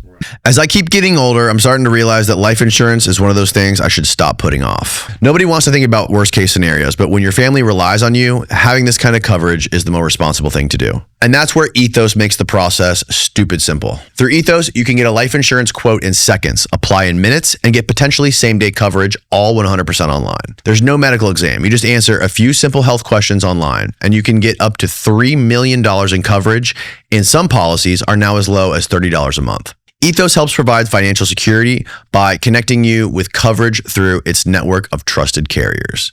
It's one of those things that only takes minutes now, but can make a massive difference down the road. Take 10 minutes to get covered today with life insurance through Ethos. Get your free quote at ethos.com/Danny. That's spelled ethos.com/DANNY. Application times may vary and rates may vary. Is there one limiting factor that's holding you guys back that you could basically say, if say it was money, if you had a limited amount of money, would you guys be able to figure out how to make this thing float? Or is there what is the biggest common denominator that you think is impeding it's the usual progress? things, just money and time. Money and time really is. I mean, I'll be leaving my NASA job soon to work this full time, but it's always been a part-time thing. He just left his job full-time to do this full-time for the first time in 20 years. So time is going to be on our side. Mm-hmm. Then money, so we can get other people to help us. That's what this. And what is the most like lowest hanging fruit as far as a practical application for this thing? I would say this right here is what he's showing you there are these small sat thrusters. This is an example of a CubeSat. Again, this is a cart. I can't see what's looking at, but This is an example. You're looking at that camera. Oh, okay. This is an example of a CubeSat. And for those who don't know what a CubeSat is a 4-inch by 4-inch by 4-inch cube, and you stack them up. U1, U2, U3. This was a U3. So people have launched these for 15 years now. They put these up in great big boxes, and they shoot them out one at a time. And sometimes they have little tiny propulsion systems in them, and sometimes they don't. And they're little tiny satellites. Again, this is a cartoon. This is not a real one. Right. Okay. Our dream is to build something like this, or get with a vendor who builds things like this. And is it roughly the same size? it would be the exact same size. This is an exact copy of a U3 CubeSat. And then in this case, we propose to have this be the propulsion module. And the propulsion module would look something like this. Our propulsion mechanism would be inside of it. Mm-hmm. This is a cartoon again. There's nothing real here. I see. And then this would mount directly to the other half of the spacecraft, so that the things like cameras and solar cells and gyros and all the things that make up little tiny spacecraft get a propulsion module. In this propulsion module would be enough propulsion to send this thing to Mars. And it would probably get there in a couple weeks. Whoa. I wouldn't say we'd have enough to get there in 3.5 days, which is in the future. The propulsion module is about 50% of the entire in this size. case, it would be. In this case. In this case, we actually set it up to be 50%. Because again, this is a cartoon. It may be that this propulsion module could handle something the size of this table. But now you're talking about much slower getting to Mars. Mm-hmm. Certainly we could climb out of the Earth's atmosphere. We could climb out of the Earth's orbital gravity. So we could, once we get into space, somebody's going to have to give us a ride to space, because these things don't lift their own body weight yet. So somebody's give us a ride. Mm-hmm. We're in orbit. We're in low Earth orbit, and we turn on our little thrusters. And normally, thrusters are turned on, and in a couple of months, little toy satellites make it up to whatever orbit they're supposed to be at. Then they run out of fuel. Wow. That's the best you get. Those are little ion engines. I mean, every one of the pretty much every satellite out there does that. They start out in a real low orbit, and then they slowly work their way up to a higher orbit, and then they run out of fuel. This will never run out of fuel. This will never run out of fuel, so you never have to turn off the thruster. So it constantly is accelerating. You're constantly gaining altitude, constantly. At some point, about 12 or 13 hours later, you've left the Earth's gravity and you can go to the moon if you want to. But then you better start decelerating pretty quick, because you're going to hit the moon at 200,000 miles an hour. So if you want to go to the moon, this little toy could take you to the moon. This little toy could take you to Mars, presuming all the other problems are solved. Okay, we don't have a deep sky network to communicate with our little toys. We don't know how to fly to Mars. We're just guys getting into this. But right now, today, if you can get a ride into low Earth orbit, that thing would. We would build a real one, and our propulsion system, which is very much advanced from what you see on the screen, would have more than enough capability to do all the crazy things we say it can do. We don't have to invent anything else. We have it. We just don't have the millions of dollars that it takes to get from cartoon to real life. Not that we're working on it. We work on it every day. That sounds 12 incredible. hours a day. But right now, we're trapped by the reality of that. I don't know about him, but I'm a poor boy. I don't have the money to just. So he's got a pizza. Yeah. We have a joke running. It's the only place on Earth with pizza and warp drive. I'm sorry. I just thought to put that in there because it was funny. Now, have you guys talked to any high level space executives or rocket people, maybe for example Elon, maybe not on his level, but somebody about this, and gotten any kind of feedback from them, positive or negative? We have. We are in contact. The well has been poisoned. The well has been poisoned. So you're getting there's a lot of stigma attached to it, or just a lot of skepticism? I think like I was saying, there's a lot of levels to climb. There's a lot of hurdles to climb, and there's a lot of minimum requirements. And there's different use cases that we have to show. So there's different thrusters that we have to show, different things that it needs to do. It's not a high hurdle, but at the end of that game, you're going to talk to the bigwig, and then they'll decide our fate after that. We're not waiting for that. We're just waiting. We're working with potential customers for this little guy. They may have thousands of these or hundreds of these. So that is it's a better ease in as you're starting a company to get a customer right away, which we already have, we think. We're trying. And then go from there instead of, the big dogs, they'll hear about us later. Yeah. I'm sure. Sure. I'm not worried about it. But if we get a small customer that will work with us to get us space rated, space grade, all of that, and pay for all of the heavy lifting, which is what some have offered to do, that's a much quicker route. And I think we're going to do that. And we're going to do that in short order. Yeah, once you get somebody big on there, everyone will try to jump on the bandwagon, but the early adopters are probably the hardest ones to get going. So what would be to get this guy into space? I'm sure just civilians can't launch shit into space, right? You can buy a ride. You sure can. Really? You Absolutely. could. This little bad boy So here. like the way I fly a DJI drone around, I could fly one of these in space. Not quite. Okay. What you can do is regulatory wise. You can buy a ride, and they take care of all the regulatory. You could build one of these, okay, excluding the propulsion system. The satellite alone will cost you about $300,000 for the pieces parts. But the nice thing is you can go out to whatever it is, littlesatellitecorp.com, and buy a chassis and a gyro and a star tracking. You can buy all the pieces of the puzzle, and you can even get people to assemble them for you.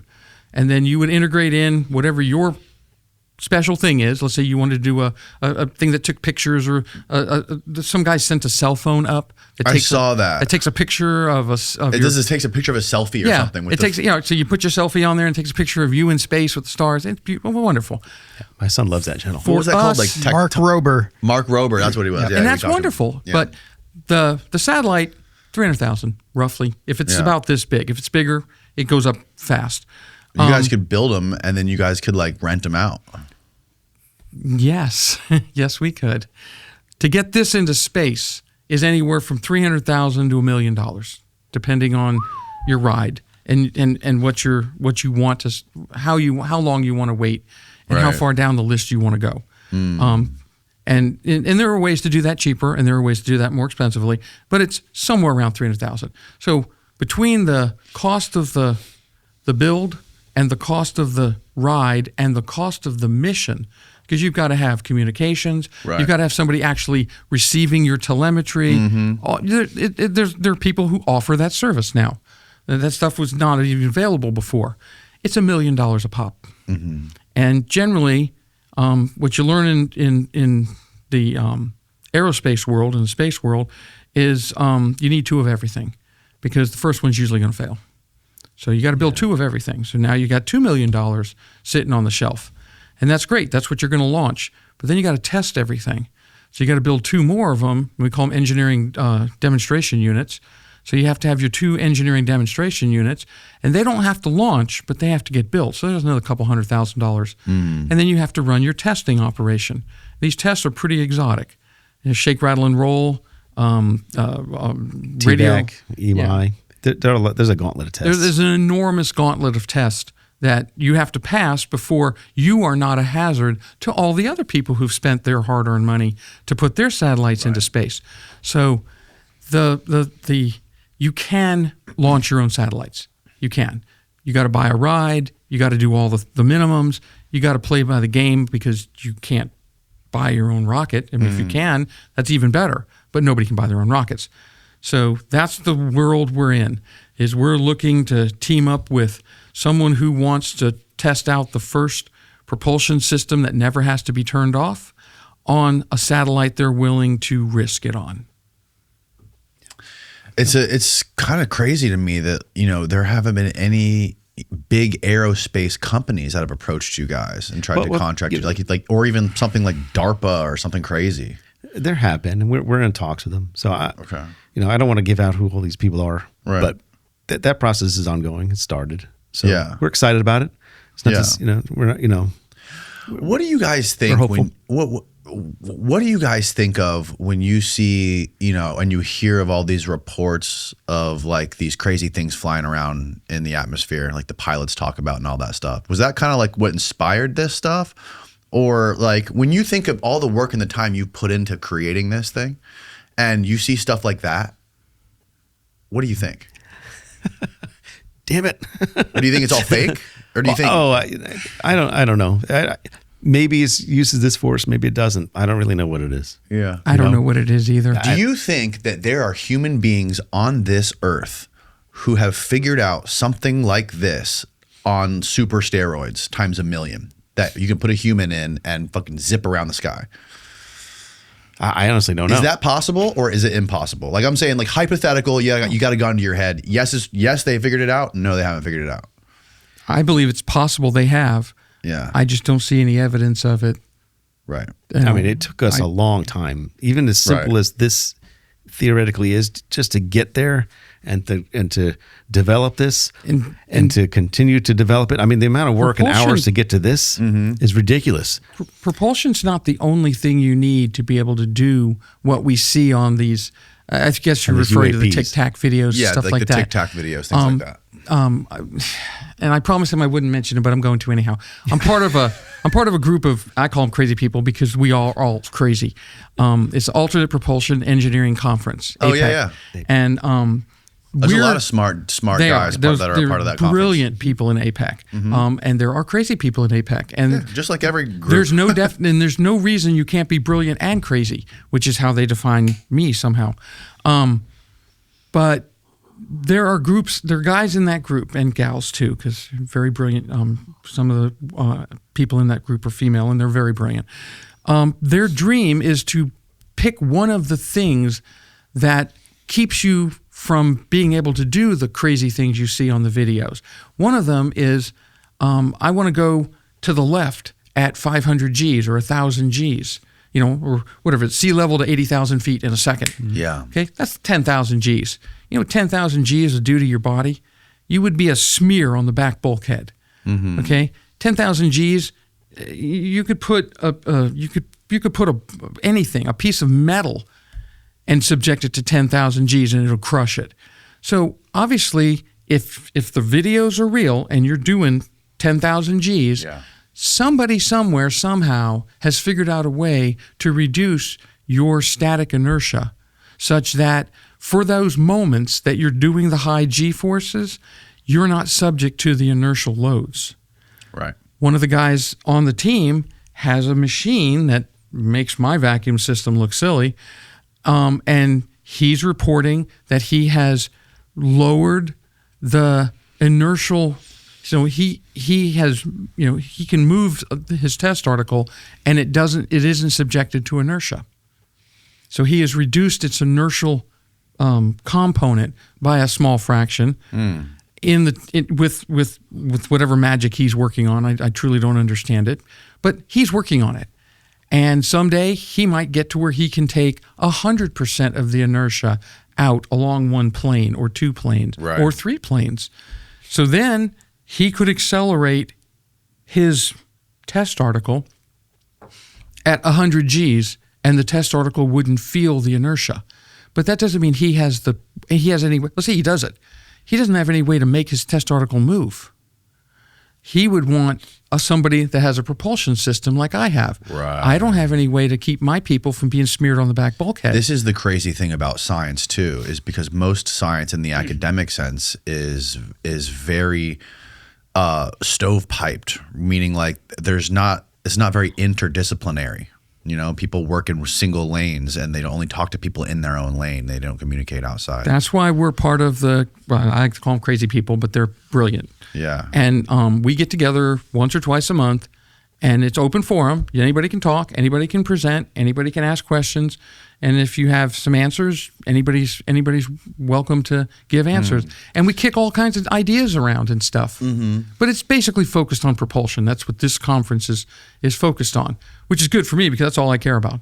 Yeah. So when you say 10,000 Gs, like for example, that the way that like Dave Fravor describes that, the way that TicTac move, you're saying for it to make these hard turns and to go from sea level to whatever it was, 80,000 feet in a second, that would be that roughly that kind of Gs. So a human being wouldn't survive that if it was in traditional space time.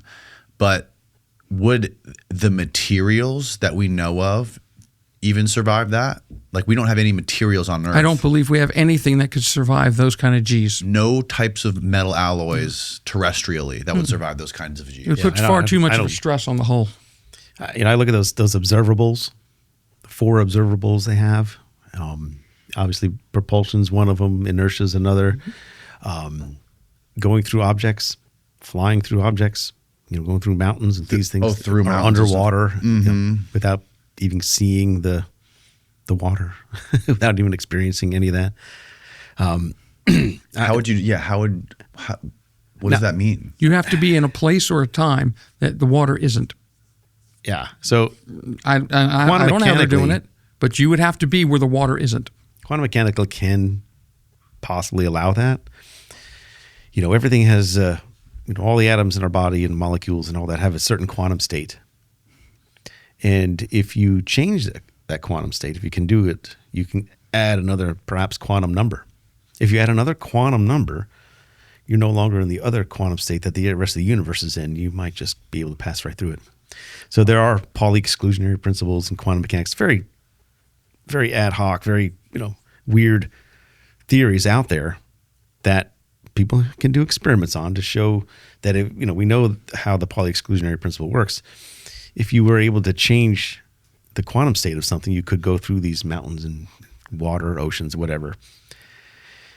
I don't think humans, you asked earlier, do we have this and where someone's got it in a mountain somewhere and they're doing all this. This is thousands of years ahead of us. Who is? This technology that we're talking about. That we're seeing. Yeah. And this is far ahead of us. Like not even, the textbooks will kind of grow over this. Like even our force is so awesome. It's going to be 1,000 years before you get strong enough to do these crazy things. What your buddy's doing with the inertia, he's a long way from that. Oh yeah, I can't imagine there's one guy, one set of guys that have all of this figured out in some mountain somewhere. That's just kind of like hard to believe because it's have just you so met far anybody ahead. ever who is more adept or proficient in this field of electrostatics than you are? I have a lot of colleagues that are in this field. Mm-hmm. There's not a lot of us that work at propulsion, but there's a lot of electrostatics colleagues of mine. Right. I just think that coming from someone like you, who is like one of the top people in this, doing this work at like a place like NASA, and you saying that that stuff is thousands of years ahead is crazy. Because I've heard stories of people who have done research on places like DARPA and talk about the technology that they've been working on. They say that usually they're like 20 years ahead of anything that you see in the public sphere or like in the commercial sphere, right? Sure. So like 1,000. That's insane. That's how I personally feel. You're talking about quantum mechanics that we had since the 1920s. There's been no advancement in that Pauli exclusion principle to go phase through a matter and go through a table without touching it. Physics, it's maybe possible, but you're talking centuries ahead of us from now. Mm-hmm. And this inertia, these right angle terms, and you can tell that the ship is not even stressed by any of these things. It's actually colder in some of these videos. So there's a lot more going on in those things than... Well, so I just don't have the faintest My clue. first introduction to all of this stuff was the Bob Lazar story. And I know you talked to Bob Lazar with Jesse Michaels. Yeah. And he described it in a way that I completely understood it. And I don't know like mathematically how it works, but I understand like generally how it works. He was saying that there was this basketball-sized reactor that basically when you turned it on, it was like you couldn't touch it. Yeah. And the way he described that the alleged crafts that he worked on moved was they sort of like the way I would drop something like that, it would move horizontally to the earth or perpendicular to the earth as if it was falling. And he even said that they would fly belly first. So like if it somehow bent gravity or space-time around it, it could theoretically like fall in whatever direction it goes, meaning that there's this sort of like bubble around you that's protecting you from inertia. or whatever. I don't know Yeah. what word I'm looking for here, but whatever. Maybe. That's bending of space time. I'd love to see We that. don't have a quantum theory for that. Yeah. Either, the bending of space time. How would you do it? How would you build that in the lab? Right. I have no Element idea. 115. Sure.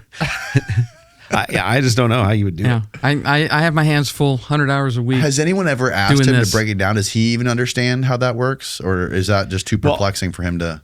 In the 80s, he talked about the gravity waves stuff. Yeah. Right. Right. The gravitational waves being created from the element 115, and they would go down those tubes and go into the gravity wave amplifiers on the ship. And at the time, I didn't really believe a lot of that. Yeah. I mean, it just, I just couldn't make sense of it. I was a kid, young, and just that was kind of at the time, that was like the hottest topic, gravity waves, hot topic. Yeah. Richard Feynman, got onto the science community about gravity waves. Can they do work? He wanted to know. There wasn't anyone working on that field. So, so I think, he picked up on the gravity. Maybe that's what it was, gravity waves. But more recently, I think he's more open to the possibility of maybe it not being gravity waves, that something else. Oh, really? Something else entirely. So, Like more in line with what you guys are doing. it's possible. It's just another force. It can't do all the fancy things you're talking about, bending space time or anything else, but it could be a force. Mm-hmm. We haven't explored a lot of facets of our force. We're brand new at this. We're like a kid in a candy store. We have a new shiny car. We got to test it. We got to take it out for a test drive to check it out. But it's possible because the element 115 theoretically is a very high melting point material, higher than anything we have theoretically. We've gotten very close to that. So theoretically, it has a very high melting point. And that's very advantage. Has a very huge advantage. Mm-hmm. And I talked about this at APEC a few years back, but my thought was like, oh, that's interesting. And I showed the design that Bob Lazar put on his napkin. Yeah, the sports model or whatever. Of the sports model, the internals, which he didn't show before. I'd never seen it. And I looked at that and I said, that looks like a transmitter. I showed my wife, who's at NASA, she in the EMI group, and she's like, yeah, it does look like a transmitter. I said, maybe that's an electromagnetic transmitter. So, it was, Bob drew the waveguides, which are basically ways to trap electromagnetic light, whatever frequency that would be, probably gigahertz or terahertz or something like that. Right. And like, this is an electromagnetic source, possibly. And then he'd go into the gravity wave amplifiers. Now, that doesn't mean anything 20 years ago, but in today's light, well, the gravity wave amplifier, the spaceship would always move in the direction of the amplifier. Just like our propulsion always moves in the direction of the of the thrust, like our forces are in the direction of the thrust. It's like it was pushing, they're pulling on it, if you will. Not in the opposite direction. Not in the opposite direction. So usually you have a rocket, you have exhaust going one way and the rocket goes the other way. This goes the same. So it's weird. And his gravity wave amplifiers would turn a certain direction. The ship would go in that direction. So we go with it. Yeah. So I'm like, okay, it could be an electromagnetic thing. And if it is, that's pretty exciting because that's basically in line with what Drew and I are starting to scratch the surface on. Right. Basically, we're probably years away from something that exotic, but that could be something like that. At least it falls within something that humans can probably test and understand long before gravity waves. And I hope you guys have good security around your lab. someone will come in and steal our styrofoam. There's too many missing scientists popping up. We have the steal our best styrofoam. security possible. Nobody believes us. Okay? Our next door neighbors don't believe us. They just shake their head and say, "What a waste! So much potential," and then they move on and go do whatever they're going to do. Yeah, well, you have just so many stories of like those scientists that go missing, and then you even had that lady, that Ning Li lady, who discovered that the conductor, the conductor or whatever, that spun. It did something crazy, right? And then she actually, it got peer reviewed, and she got a contract with the DoD, I think, and then she just like vanished. And people think that like the Chinese basically rendered her back to China to do some work for them or something, maybe. That's probably the most likely. Yeah. Possible.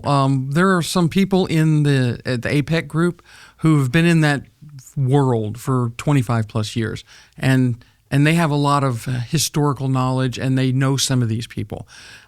So we're hearing that statistically, it's not a thing. Some of these people were perhaps not fully stable. Some of these people are being lumped together in groups that don't belong together.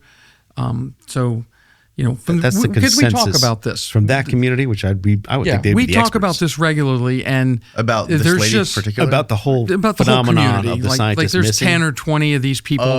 Oh, yeah. A So- lot of them, yeah. But Yeah. there's a few of them that are like the general, the McCaslin guy. That one was very odd. So we're not taking any extraordinary precautions. Yeah. We're a small business, and we have the precautions that a small business requires. And basically, nobody believes us. Really, nobody. Not even our wives barely believe us. Okay, My wife. And his wife can explain the physics better than he can, and she barely believes us. That's funny. So If some men in black showed up at your laboratory and they said, "Hey guys, you're going to come work for us now. You're going to work underground. You're going to kiss your public life goodbye, but we're going to show you what's really going on." What would you do? Yeah, pack my Really? bags. I'm gone. Gone.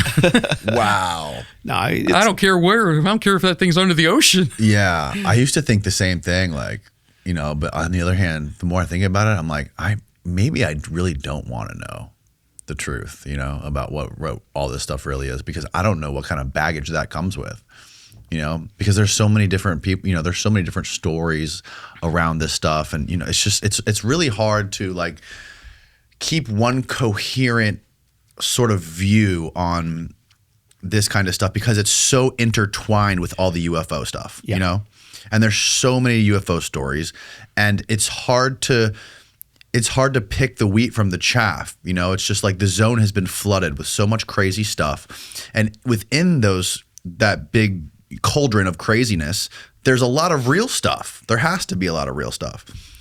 So We're really and a lot not. of that stuff comes with remote controlling stuff with your consciousness, and I know a lot of really smart people, including Jesse Michaels, who's been studying this stuff forever, who's talked to all the most brilliant people on earth when it comes to this stuff, including you. I don't know if you've talked to him, but he thinks that is a potential thing, and he's talked to people that have worked in aerospace companies or have been. There's one guy he talked to who is he works for I think NASA or SpaceX, and he is the guy who oversees all the launches or whatever. And this guy works in the Huntsville, Alabama location. Yeah, Marshall. And apparently really high level in as far as rocketry. And he's been, he also, I think he had a friend on the Challenger shuttle mission. And, this guy is of the belief that it's the same thing. So I don't know. It's too confusing for me to navigate. I got to tell you, we're so far down the food chain. That's the beauty of nobody believes us. Is we just do our thing. We publish our results to our friends and to our potential customers, and we just keep moving forwards. That's our goal. Yeah, Our goal is to listen to the madness and enjoy the stories if that's what they are. Read the headlines. I look forward to the launches. I've seen most of them for the last 50 years. I live within 30 miles of where I grew up. So it's everything we can do to move our little piece of the story forward. Yeah. I had a friend who was out fishing the other day and he saw that shuttle explode, that Blue Origin one, or the rocket. Yeah, that was unfortunate. Shook my house. Yes, I have. What was that one doing? That one was sending satellites. Static up or fire. It was just static firing the engines. Static fire. Yeah, they're getting That's why ready your to. job's so important. They're getting ready to. Not electrostatic fire. Oh, it's static different. means it's static, not moving. So they hold the rocket down. They bolt the rocket down. and then they Oh. shoot the engines. They It's a fire test. the engines. It's a test. I see what you mean. Yeah. Static fire test. Electrostatic fire would have been Electrostatics is Apollo different. 1, right? No, the Apollo 1 was just a fire. Just a regular fire. Okay. Apollo 1 happened because certain people did not understand the theory behind absolute pressure or gauge pressure. They thought they were the same thing. So Apollo 1 it wasn't an error. It was an act of stupid on it was an act of stupid. So, most of the time when you end up killing your crew is an act of stupid, because the hardware they've beaten the hardware to where it can handle the loads, but then you do something stupid and the hardware can't handle it no more. Right. So it's very sad. Yeah, it was tragic. And the guy Gus Grissom famously hung a lemon over the shuttle or whatever, just because he thought that the equipment was. I mean, obviously he had a good reason to believe that the equipment was not up to par. It's very difficult. I believe it was Mr. Musk that said that rockets are hard, rocketry is hard, and he's not kidding. Right. And he's spent enough money to find out how difficult it is, and through sheer perseverance and the incredible engineering effort of his team, they just move forward. They move forward faster than we do.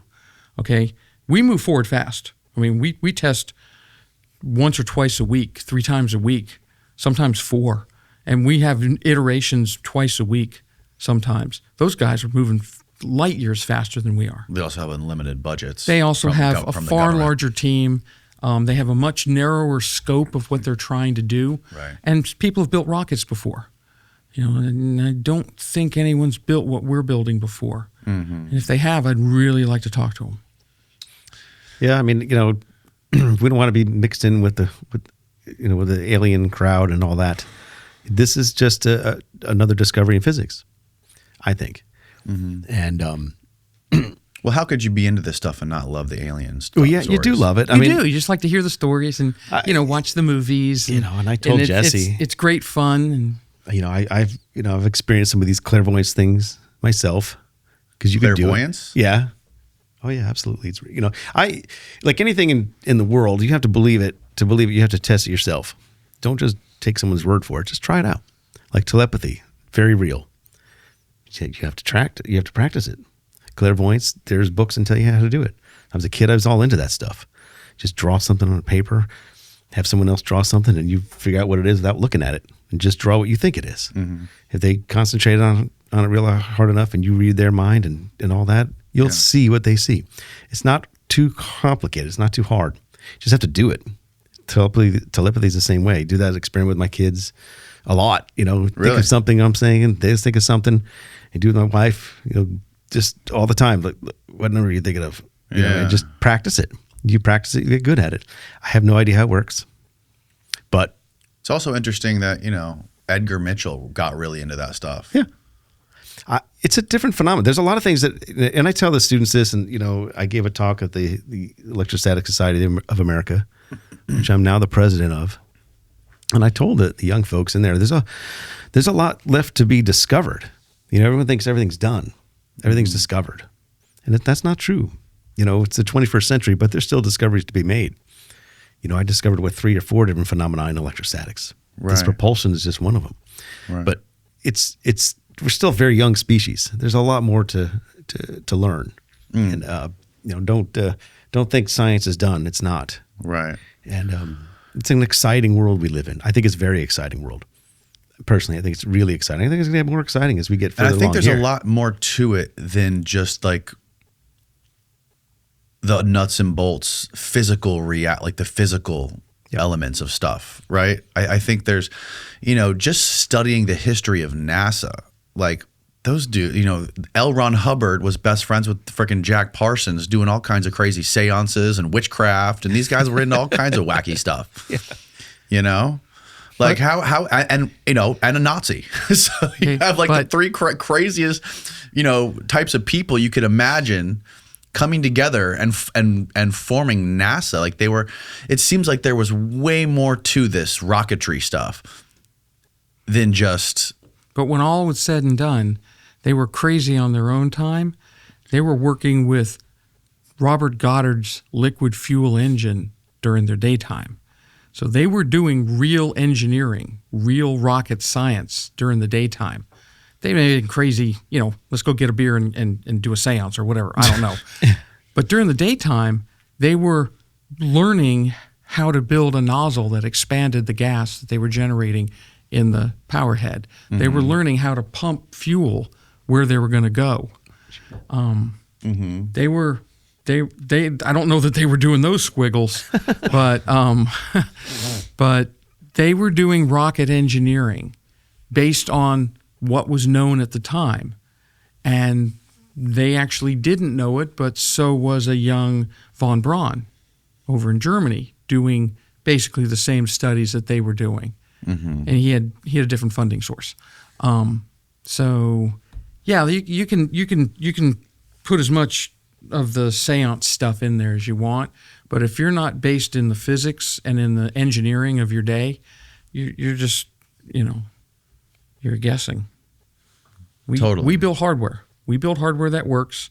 We build hardware that can be tested, reproduced, and gets the job done. And the job for us is we want to put the chemical rocketry people out of jobs. We want to replace chemical rocketry. That's the other thing I wanted to ask you is, do you think there's sort of like a built-in conflict of interest with people who would potentially invest in this stuff? Because those people could also be invested in other huge rocket companies, energy companies, oil companies, that kind of thing. And there could be, do you think it's possible there could be, a huge effort to shove this stuff underground or keep it buried so that, people can continue making trillions of dollars? And the whole world economy is based on oil. And if this stuff becomes, if this gets advanced enough and people can power their jet skis with it, that could disrupt the entire world. The reality of it is it takes 20 to 30 years for any technology to be accepted by the civilization. That's just the reality. The phone, electricity, running water, indoor bathrooms. These things didn't. Somebody showed the cell phone. It was 25 years before anybody had real cell phones. That's how long it takes. It takes a while for the civilization to accept it. Right now, the civilization around us is very happy with what they have. Okay, they have chemical rocketry to get you off the ground. They have ion rocketry, which is an electrically enhanced chemical rocketry to get you into orbit and keep you there. They're all very happy, by the way. There's nobody that hates the situation of space right now. Nobody goes, I'm not going to put up this fleet of satellites because I have to deal with chemical rocketry. I have to deal with ion rockets or ion engines, and it's just such a bother. I'm not going to do it. Nobody's saying that. They're saying, okay, it costs X amount of dollars to do this. It costs X amount of dollars to do that. We're going to make X amount of dollars. We're going to charge people more for their cell phone service or whatever. We're coming into it with, hey, we can offer you a better product at the same cost, but this product has so much more potential that you're going to find new ways to make money. But it's still going to take 10, 15, 20 years before anybody, if we were accepted tomorrow, it'd be 20 years before we have integrated into the current ethos of making money in space. Right. Before we're a serious player. So that's the reality of where we are in the big picture. And I think this would be hard to keep under a lid. It's out now. This force, it's out there. People can look at it. People can build it. People can test it. It'd be tough to put a lid on it. Can it solve the energy crisis? Who knows? Can it do all these magical things that we promise? Lifting cars and replacing rockets. We hope so. This might be a really dumb question, but what about like propelling stuff in the ocean? It's even tougher. Tougher. Yeah, you got a big force of drag there. 600 times the density. If you could find something that was a little floaty, maybe, or like neutral buoyancy. Sure. Maybe it'd be. You have X amount of pounds of force. A propeller or I guess that's a thruster underwater, whether it's electric or mechanical. All it does is produce force.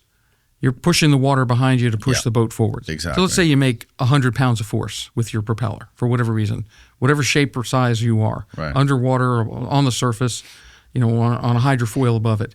You got 100 pounds of force from your propulsion system. Your propeller is interacting with the water and giving you 100 pounds of net force. Well, that's like putting a box with 100 pounds of net force in the middle of your boat and saying, what could you do with it? Well, you can do whatever you can do with 100 pounds of our force, you could do with 100 pounds from a propeller. You just don't have to stick anything in the water. Right. So can it move a boat? Sure, if you got enough force.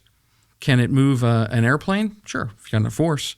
Can it lift an airplane up? Sure, if you've got enough propulsion to offset the weight of the airplane. And it's a new force. You do what you want with it. Right. Use it to spin a turbine, a windmill for energy. You can do anything you want with this new force. Right. And you guys have It's done strong over enough. 2,000 different experiments of this? Yeah, we showed you a couple. About 2,500 probably. It was 2,500. Easily.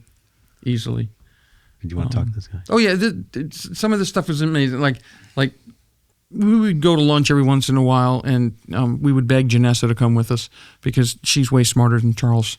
It's my wife. And she would kick out ideas, and we would write them down because that's And we got really excited when Charles figured out that it was the asymmetry of the system that made it work. I mean, we got super excited because nobody had ever had this thought. And we're like, awesome! Look at this, and then this took hundreds of experiments to get to the point where he had enough data to where he could process in his mind what the data meant. So it took hundreds of these. We called them Pac-Mans because they were little curved things that they were cute little Pac-Man looking things. Right. But we burn them up. We'd light them on fire. We just a lot of very bad things. Get very electrocuted, very shocked. But the net result was he turned that idea, all that synthesized data, into a revelation. And once we had that direction, once we had it in our heads that it was the asymmetry, we just optimized the asymmetry. How many ways are there to optimize asymmetry? Okay, well, you could build one side bigger than the other. You could build one side different than the other. You could crank up the voltage on one side and reduce it on the other. So there's a few knobs, if you will, a few tricks of the trade. And then once we had that, we were off to the races. So that's the sort of our stuff isn't linear. We don't go in and say test. Okay, and then we move 1% in the right direction. We'll go days or weeks down the wrong rabbit hole. And it's interesting, and like Edison, we know 10,000 ways how not to build a light bulb. Right. Well, we have about 3,500 ways how not to build a thruster. How many different people are you guys bringing in to look at what you're doing and throw out ideas just to get new perspectives on things? Well, we've had chemical engineers help us with some of that route, the chemistry route. Neither one of us are chemists. We have material scientists, physicists, modeling. We did some of that, optimization. Some of that's in the patent too. So different ideas, we can get them from optimization from the programs, the computer, or people do have all kinds of ideas. Try this, try that, try this. Right. And we can try things as we go, if we wish. That's the right direction. But we've gotten to the point where we know what works and kind of know what doesn't work. And so we might be past some of the traditional try this, try that, try this for these DC version of thrusters. But there's other classes of thrusters that we are going into that are going to be more complicated in the future. That we'll have to go back to the well and say, okay, how do we get the most out of this? It's something we're not familiar with. Whether it's a voltage waveform or a material type or some kind of permittivity or something that's new that we're going to keep adding to it. We'll go find those experts for those skill sets to make the thrusters. And we know a bunch of folks in a variety of different fields. So it depends on what it is. Right. So that's the beauty of this. I mean, it seems to be working. So why not try something more elaborate, more expensive, and with a better benefit in the end? Now that we know that the base cases are working, so we will find those folks, and if we don't already have them, but can we see? Do you just bring a video showing it creating the thrust, or do you have a video that we can show? Where was that one that was earlier? It's on you have it on a scale, right? And it shows you the weight changing. Oh, you want to? He's talking about he's not talking about the spinning or whatever, one. something like that. I don't know. We can I show don't know if you. have We can anything show you you of it spinning. I don't know. This is a joke, and of course it's based on an old advertising thing. $350,000 for a lab. Yeah. $8,000 in lost time for a bunch of engineers. $32 for the wings and the soda.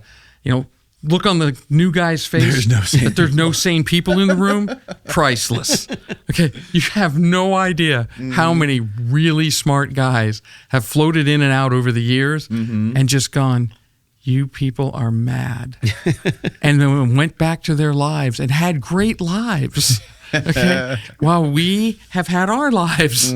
So, and this is a couple of those guys are serious team members, and everybody wants the dream. They all want to help make the dream go forwards, but they're all specialized in their little tiny fields. Like one guy there, a couple people there at NASA, one guy's an electrical engineer, another guy's a prototyping engineer, another guy's a business interface engineer, or he used to be a mechanical engineer, and another guy came from a background of prototyping and building human-rated bicycles the bicycles that can go like 100 miles an hour, little bicycle stuff. So our team has had the benefit of genius over the years, and it's gotten us to where we are now. As far as new people coming in, it's gotten a lot more specialized now that we have a target. Right. So, for example, this is a target, meaning this thing, right? Yeah. Well, yeah, we have potential customers, and customers want what they want. Right. So we are targeting for the customer interface. For example, this is the thruster basically it's on a stick, and it's just balanced by the weight of the battery and stuff. And where's the thruster? It's underneath that It's in white the plastic plastic bag. Originally, it was just on the end of the stick. Then the guy, actually Charles's mentor, said, put some plastic around it because it could be ion wind. We did. Then we put it in a plastic bag. Then we put a plastic bag over the plastic bag. By the time we got done, we had like 6 plastic bags on the end of this stupid thing. And it still made thrust. And, He was like, I don't know how this is working. Yeah. And Colleague I've known for 25 years, a Really? master electrostatics professor. I said, So Sid, I told that's the you. kind of people we have on our team, is people that come in and say, this isn't real. And then, okay, well, what can we do to make it real for you? And then they give us what they want. Well, I want to see it put it in a bag. I want to see you put it in vacuum. And we do all of these things, and it passes their test, and then they shake their head and they go, wow, this thing could be real. And then they go off and, go back to their normal lives. And we take what we've learned from them and move forwards. Right. So this is a carousel, a vertical hanging carousel, I guess you would call it. Okay. So it's balanced. You can't see the other half of it, but basically on the bottom half you have a pack of thrusters. On the top half you have a pack of thrusters, which you can't see. And then the middle is a power supply or Bluetooth. We talk to it through the vacuum chambers. So this is a high vacuum test of a thruster pack. And it's surrounded in a plastic Faraday cage, which is on the left. You can see the ITO, the indium tin oxide plastic. Yep. And then we turn it on, and you can see it, rotate. And So it's showing motion in vacuum, In high which vacuum. Right. is very difficult to do. And you can figure out how much it weighs. Yeah, here it is. This is it without any sped up plastic one. Well, bags that's on moving it. pretty fast. no, this It video is sped up. sped up. But, okay. Oh, okay. These are very slow things. Okay. But again, that whole thing is just another one of these white foam Yeah, things. that's styrofoam. Okay. The whole thing only makes about 125 micronewtons. Now it's going the other way. It's because of the torsion in the string. Okay. You go as far as you can go, and you cut the power, and it has And to then it unwind goes back. it has to It unwinds unwind it. the string. Right. And then it'll go and it'll come to a stopping point. You turn it on again, and it winds the string back up. That's wild. That somebody said, well, it's not real unless it can do that. How sped up is this? 2x? 3x? It's This was a long video, so we constricted it. That's why we sped it up. 10x, 10x. Wow. probably 10x. I don't know. Yeah, it's sped up. This took maybe 3 minutes, 4 minutes. Yeah, to do this. it took about 4 or 5 minutes to go around in a circle. But Okay. And the video is how long, roughly? So that'll give us an idea of how fast it's sped up. I don't know. It's not clicking on me. Okay. I don't know. No worries. I'm guessing it's somewhere between 5 and 10x. There we go. So this section of it's been a minute. Okay. But we have lots of videos like this. And this one's real time. This one's not sped up. This is the same. So this is a thruster with plastic bags on it. It to moves prove that almost the it's same not speed. This is ion a wind. couple years later. So this is a bit newer than the last one. And then we said, okay, well, we've done about all we can do in open air. Yeah. So now let's What go. I like about this What's is the next thing? he walks right by it. So you would think all the wind from him walking right by would just stop this thing in its tracks and move it the other way. It didn't even phase it. That's pretty insane. Right? Did you see that? and Did you this see is, that little we've subtlety? tried different power supplies. And Here it is. It's coming this way. So it's it's going counterclockwise. Drew walks right past it. Almost Now, rubs up what against could it. like the world's most vicious skeptic say about this? Like Now- what holes? that's could they, easy. What holes could they poke in that? Normally, any kind of thruster that you would do, electric only, the first thing they'd say, well, you're interacting with the Earth's magnetic field. Mm-hmm. So, and that can happen, but not for an electrostatic thruster, not for one that doesn't have current. So if you could do the current, calculate whatever current you need to, to charge the plates, and it's tiny, and the magnetic field that you get from that is infinitesimal. So you can't interact with the Earth's magnetic field with our magnetic field because it's so small. And plus it goes around a full circle, so it doesn't matter anyway. And then we put a super magnet, one of these little. So that's one of the these things. super little magnets. Yeah. Underneath it, and it just goes right over the top. So Really? that's Because one of there's them. no ferromagnetic There's a material. list of skeptical things. Wow.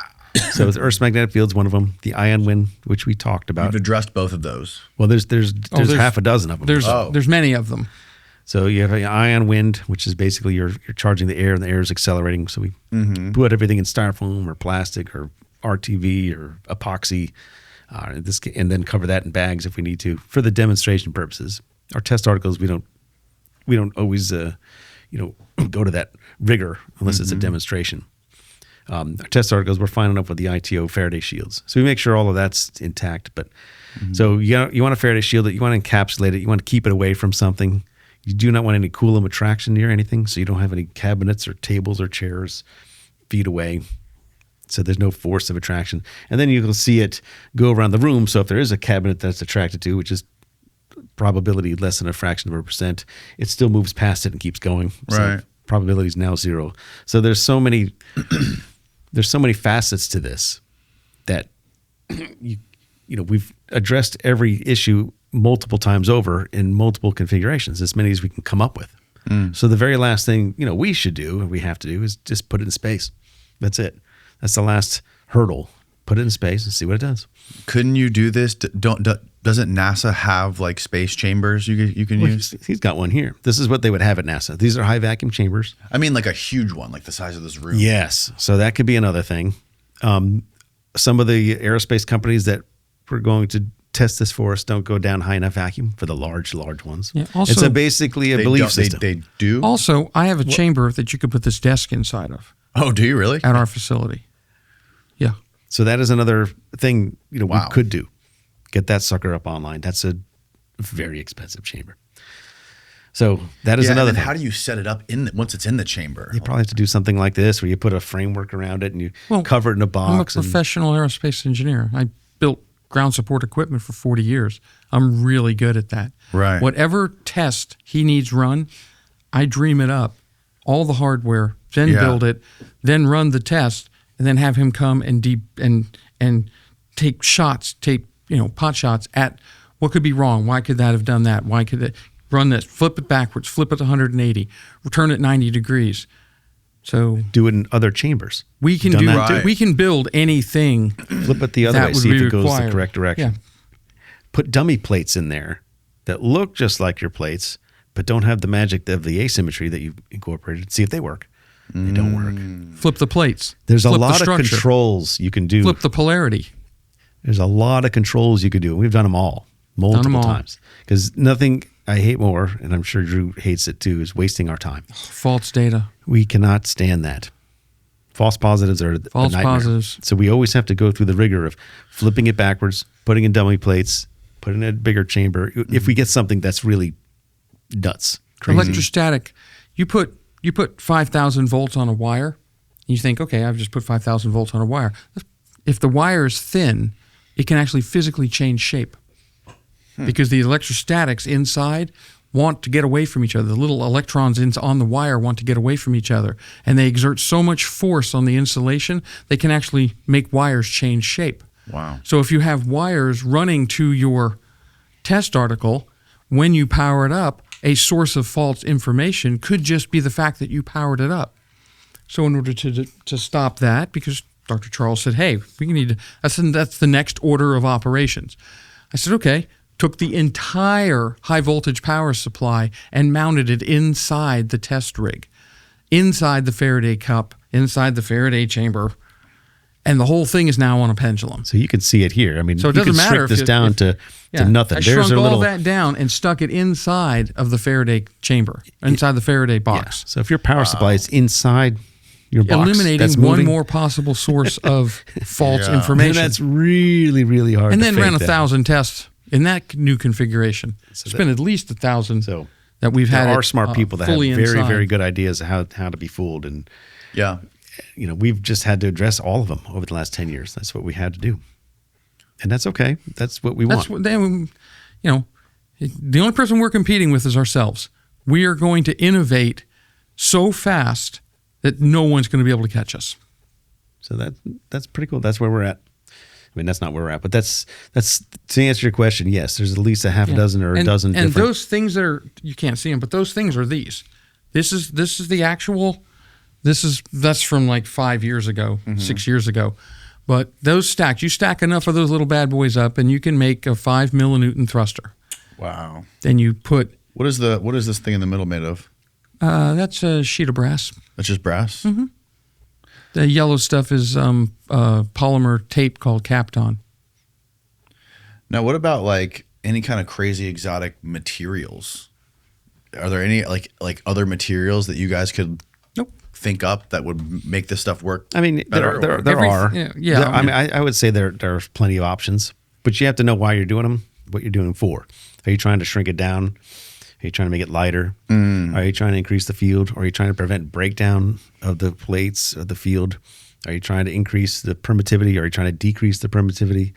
There are a lot of material questions, and there are a lot of materials that can accommodate those design changes. So the answer is, of the 2,000 tests, many of them are literally material based. Right. So, and then, so there's a wide space there. And there's no wrong answers. When people come up with things, there are so many facets in which this thing works. Not all of them are better, as Drew would say. Some of them are just worse. But I think we found that 90% of the time the darn force is there because it is so universal. It's just a universal force. It just is. Right. It's hard to explain. And once you know the rules, you'll know before you even build it if it's going to work or not. The biggest problem, this is going to sound ridiculous, but our biggest problem was sometimes we don't have an off switch. We turn these things on, and in the physics of charging up high voltage materials, whether they be conductive like metal or dielectric, which just means they're non-conductive, sometimes you transfer charge into or from one material into the other, so that when you turn the power off, the charge is still in there. It's like taking a balloon and rubbing it on a kitty. We don't hurt the kitty. We just rub the balloon on the kitty, and then the balloon sticks to the wall. Yeah. Or you rub your hand and you can shock somebody. Right. You've imparted charge to yourself or the balloon, and that charge doesn't just instantaneously dissipate.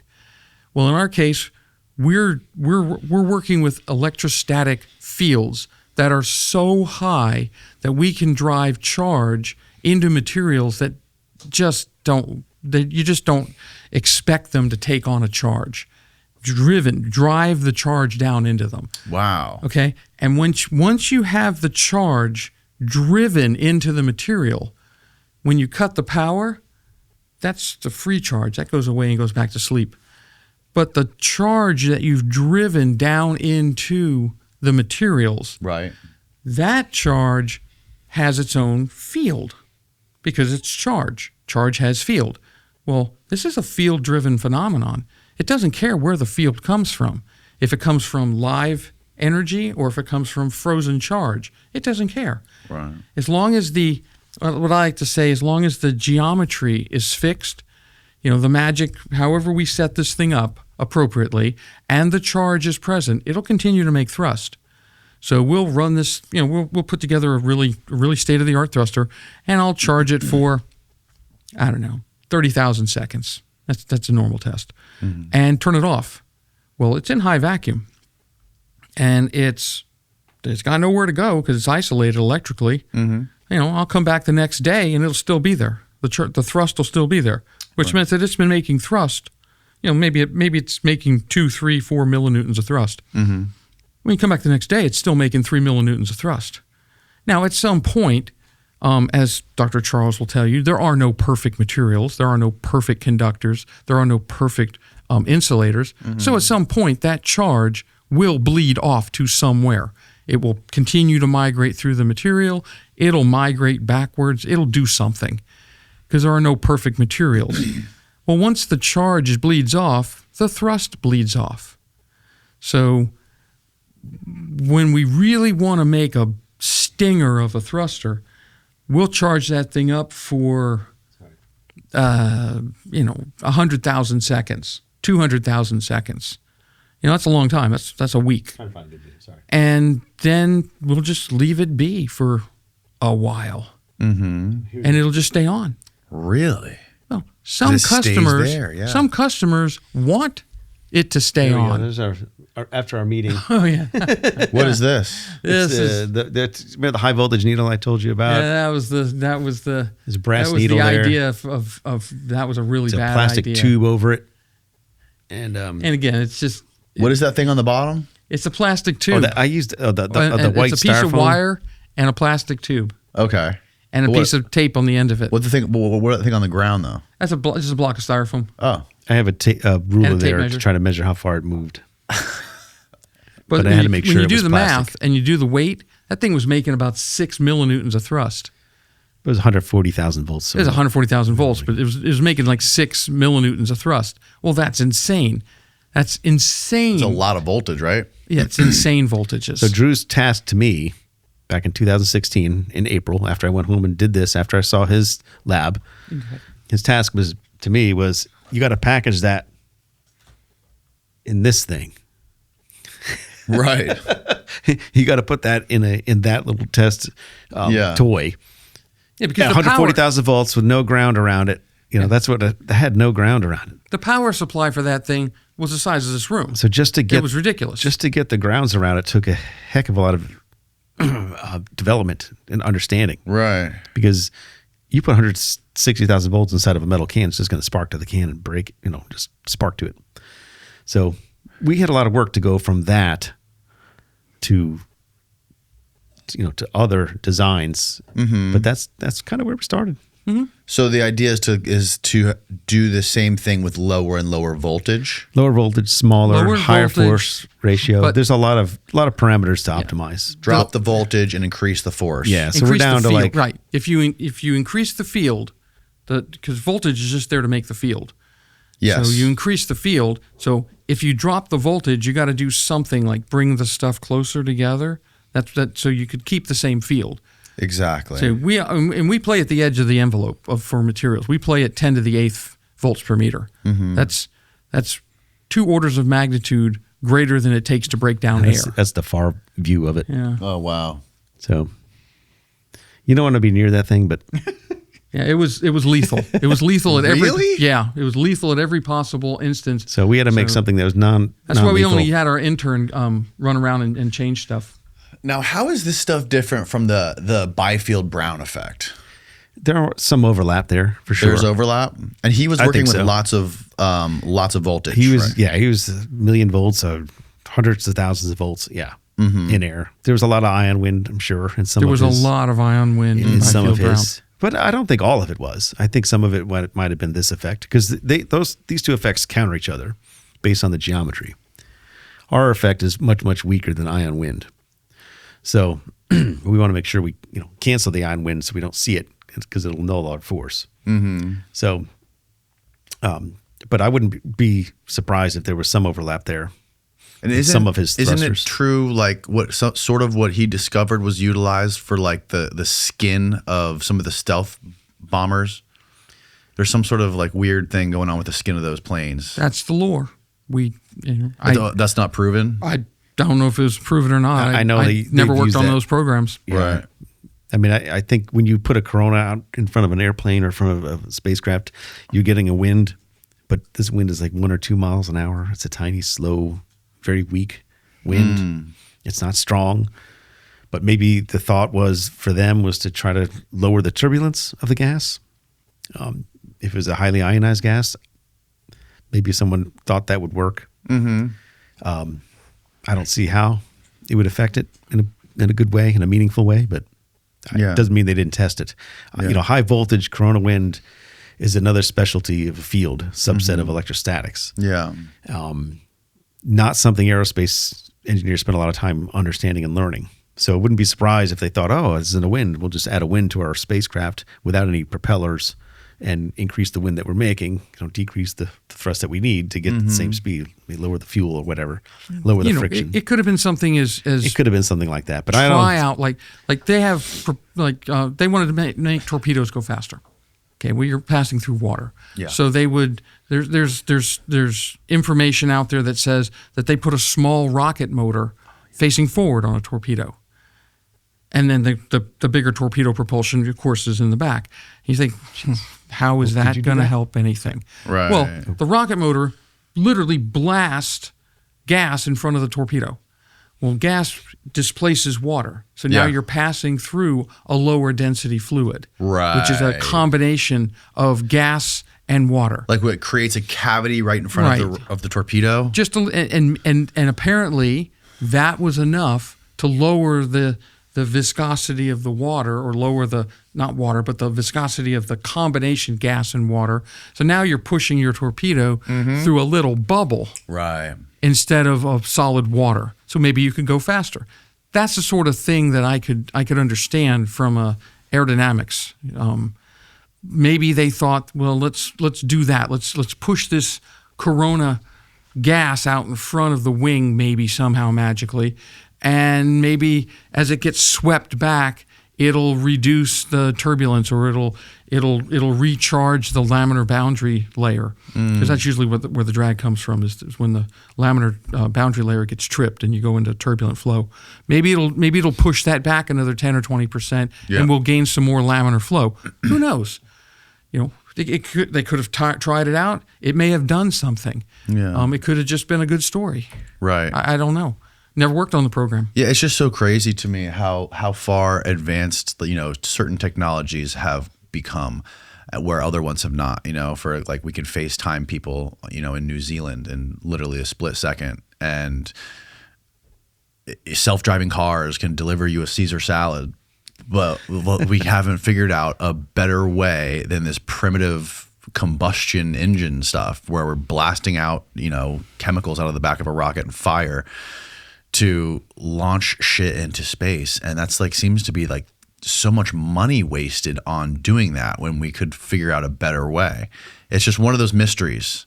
We need to give him a team shirt. This is a better way. He wants to join the team. This tells you that. It's crazy though that you guys are the first people I've talked to that are actually working on something like this. That's what's crazy to me. And it's not so much an engineering issue; it's more of a physics issue. Is this your pretzel? The physics of this didn't exist. This is a pretzel can. He loved this stupid thing. This is a pretzel can. If you it's take literally a can that had pretzels in it. and I put a brass rod down the center, down the axis. Peanut butter filled pretzels or just regular pretzels? I don't know. He ate them all. Okay. There's no pretzels in there now. Pretzels would not help. And then on the what I did is put a ground sheet in halfway inside the pretzel can. That's only half the cylinder. Yeah. So that's the ground. So here's your asymmetry from your high voltage rod to your halfway coated pretzel can. It's a very expensive test, as you can imagine. That's a joke. But no, the expensive part is all the power supplies and all that. But the pretzel can doesn't make a lot of thrust, but it still makes thrust. So that's what was needed, I think, for the last 100 years, like you're saying. The frustration is we don't have a nice new foundation of physics to start from. It always has to start from the foundation of physics and then move up and let the engineers work it from there. Now we have that, so now the engineers can work it from here because it's a discovery. It's what it is. Right. So now what can we do with it? How strong can we make it? What are the end limits of this force? We've done all we could with the known forces at the time. This is something new now. We have a new toy now in this field of propulsion. Right. Yeah, and then also the most money that I would imagine that the most money that gets spent on things like this are for the purposes of war, which is why they get hidden in these big these defense programs, these defense contractors that are incentivized to keep stuff quiet and not to talk about it, just for national security type things and maybe whatever. At least historically, that's a fact. You know, nobody's thrown any money at us, so well, when it's not getting buried by ITAR. Yeah, if they want to steal my pretzel can, that's what I'm welcome saying. to it. My point was like maybe that's why we don't see more of it in the public, because it is hidden, because it's being worked on for, national defense type stuff and the purposes of making weapons or whatever, which is maybe, that would be the only plausible explanation I can come up with to why I would it love to would talk be to some of these engineers. secret. If they're working on something and they want, I would love to have a conversation with them. Yeah. Because I would love to know how they pulled off some of the stuff I'm struggling with right now. Yeah. Yeah. There's nobody I can. Yeah, the I problem can't is go those out NDAs are pretty vicious, I've heard. there. I don't care. I would sign them. No, I mean that Dave signed. Yeah. They can't talk to you. Yeah. There's just nobody out there. I mean, is there anybody out there you can talk to? I mean, is there anybody out there doing third order perturbation theory QED? No, I don't. And I know there's nobody out there building thrusters that's past me, because I talked to the next. I know the next 5 or 10 guys that are in the realm of theory and building stuff, and the guys that have reproduced my work. There's nobody. There's nobody. I'd love to, But I mean, I want to hire them. On the reverse side, if it is a military thing, it's hidden somewhere in a mountain and it's used for weapons for hurting folks or whatever. Yeah. Is there any evidence of that? That some weird craft comes in way better than stealth technology. I mean, look at the where we're losing a war to Iran. We're not using any crazy exotic weapons with that. I mean, we still have these aircraft carriers, and we're trying to fight against $20,000 drones. Yeah. So I would think if we had something exotic, we might want to be using it. Yeah, you would think that we would be. You would think if we had that, we might be using it now more than ever. You have a curious definition of losing if you think we're losing to Iran. Really? I believe so. Well, you think the United States is winning that war? You have a very curious definition. Yeah. Well, everything that I've read, at least, doesn't seem like it's that we're doing too well. But it is definitely one of the hottest wars that we've seen as far as the United States being involved in. As far as like equipment being used, right? It's been very expensive. We have lots of very expensive, and it's Navy very equipment, conventional. Very conventional. It's almost as if they're depleting the conventional so they can fill up the armory with maybe the next gen. I don't know. Maybe they're going to fill it back up with gravity bombs again. Maybe they're going to fill it up with next gen. I don't know. I'm not connected in any way, shape, or form with the military, but. Yeah, well, I would imagine that we would see something. There's a video of the chamber. This is super old. But I'll just pause it. Yeah, like, for example. Oh, jeez, if I can pause it on the right spot. If you can freeze it in the middle. I think you have to go to it. And I got it. And again, we have a great big viewport on the side of the vacuum chamber. And you're just looking into the vacuum chamber. And this is back when we were just hanging things in the chamber. We didn't have a test stand around them or anything. But there is an ITO box, and there's a Faraday cage. Faraday cage around the test article. That's kind of what the yellow thing is. Right. A lot of tape on it, and then it goes. It's just free hanging, and then it goes backwards to a load cell. So nothing's going to move in this test. The whole test is conducted because load cells give you information about the forces they experience, but they only move 1/10 of a millimeter. So there's no motion in the test, but they're tugging on something. It's like every scale you've ever stepped on has load cells in it. That's how it converts your weight into something that it can show you on a screen. So this is all our forces are against a load cell. The load cell is connected to a data acquisition system, and that's converted into information that can be displayed on a screen. Back when we were showing the other movies, they had a little chyron running along the bottom. We would take all our data that we collect, everything, and put it on the screen and then just video it. It's the fastest way to record all 20 channels. So this is where we've evolved to, is full vacuum, full shielding, and running against a piece of equipment that's digital. So there's no human in the loop here. We run these tests automated. Right. And the way I normally do them is I usually pull back on the string a little bit, put about a 10, 15 millinewton force on the meter, and then see if it changes from that. Okay. That way there's no slack in the string, and you're not changing things. Right. But it takes 12 hours. You put a test article in there, it'll take 12 hours very impressive for the stretch in the string to level out. It's a really nice test setup. Water vapor on the surfaces. There's molecular water on every surface. It'll take 12 hours for the molecular water to evaporate off the surfaces. I can put a brand new thruster in there that I know is perfect. Put it in there, pump it down, run the test, see no thrust at all. Wait 12 hours, and there's thrust. Wow. Well, what was wrong? What was wrong was there was molecular water on the surfaces that was acting as a metal and shorting out the thruster. That's not because it was a bad design. It's because there's water on everything in air. And you got to be able to breathe. Otherwise, it's really tough to work on stuff. So we've learned a lot about what it takes to do good testing. And reproducing and good testing is the core. We come up with a design, and we'll test and test and test and test and test. And this is just that's a couple of years ago. But those are fun days. Those are like days when they were a whole lot simpler. So you said earlier in the beginning of the podcast that you know a lot about the Saturn V rocket. I believe I do. How come we haven't been able to create a rocket as good as that? We have since the 60s. Plenty of rockets better than the Saturn V. Then how come we haven't? Well, we haven't had a rocket like the Saturn V that has been able to work on the first try without refueling. Saturn V's didn't work on the first try. It was the whole pogo problem. Did you ever hear about it? No, I didn't. What is it? Saturn V's the sloshing. You had an instability in the fuel tanks. Okay, and that ended up with sloshing around, so they had to put baffles in the fuel tanks, and that still didn't get rid of the pogo problem. So they ended up that they had pogo? to put it's pogo. Yeah, pogo. Pogo is Saturn V. What is the acronym? What's the acronym? Oh, I don't know. It's just because of pogo stick. The thing would go boom, boom, boom, boom, boom. From the fuel?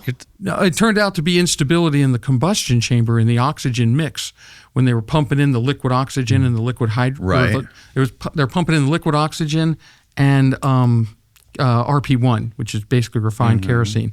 And they ended up having to put simple circular baffles in the first stage combustor section of the interchange, and that's all it took. And they eliminated pogo on like the third try. But they didn't see pogo until they were flying. They didn't see it in the F1 test because you don't take your whole the F1 was a monster of a test rig. When they put the F1 engines in the test rig and they fired them all up, you don't take your whole test rig and shake it up and down a couple of times a second like you do your rocket. So they didn't know there was a problem. It was a systemic problem. It was a problem created by the system of rocketry. Well, once they launched and they had pogo and they almost lost the Saturn V to it, they immediately went back to the drawing boards and figured out what the problem was, and they fixed it in 2 or 3 runs. So by the time you got to putting people on board, the pogo problem was solved. But is it true isn't it true that we never actually had a Saturn V explode or anything like that? Like the first actual launch with humans was successful. I do not believe they had a rapid disassembly. I know. I think they succeeded in the Saturn V getting off the deck very well. But they blew up lots of F1 engines. Right. At Huntsville. That was where they tested all the F1s at. Right. They blew up lots of engines. The shuttle blew up lots and lots of shuttle engines. They almost gave up on that engine before they got it working. Right. Lots of rockets blow up. Lots of rocket engines blow up. They had lots of fuel tank failures. They had lots of there's lots of components in a rocket, and they're all tested independently. And you don't see the failures because they solve them. The only time you see the assembly is when everything is actually coming together. So why don't you think that we've been able to go back to the moon since the Apollo? We haven't wanted to. Yeah. Bad enough. We had 10% of the federal budget back then. Now we have 1/10 of 1%. Right. It's a different game now. Plus, it's a mission. The Saturn V was Yeah, but we've been talking about going back to the moon for so long. Yeah, but the people want to go back to the moon. That doesn't mean the governments want to go back to the moon. Well, presidents have been saying it since who? Since Again, there hasn't been enough will to go back Reagan? to the moon. There just hasn't. But the Artemis program has a lot of momentum now. We went around the moon a few months ago. So that's the first step. It's a huge step. they didn't land. I had 10 years in the Artemis. But the next, but they're ambitious. So and Isaacman is going to be on point with this. They're going to go into low Earth orbit. They're going to do some mating, demating procedures in low Earth orbit, just kind of what we did for the Galileo program. The next one, they're going to go into low, or they're going to go up and they're going to check out transfer and stuff and fuel. I don't know. They're doing fueling next time. Yeah, they're going to do fueling thing because the new generation of rockets they have a different mission. Their mission isn't go camp on the moon at all cost, and we hope we get the astronauts back. That's the old mission. Okay, and that's why I said those were the bravest guys in the world. Right. Total respect. The new mission is we expect to get the guys back and the gals. I don't want to limit it. We expect to get everybody back, and we're not going to kill any of the ground crew either. And we want to do this cost effectively. So we want to get some of the rocket back, if not all of the rocket back. And we want to be able to do this on a continuous basis. These are very different launch parameters, very different goals. Okay, this is a very different economy, as Dr. Charles mentioned. There's about a 100th as many people working on these programs as there was. Okay, it's one thing. It's like you want to build a pyramid. Okay, go get the entire country interested in building a pyramid, and you can build one.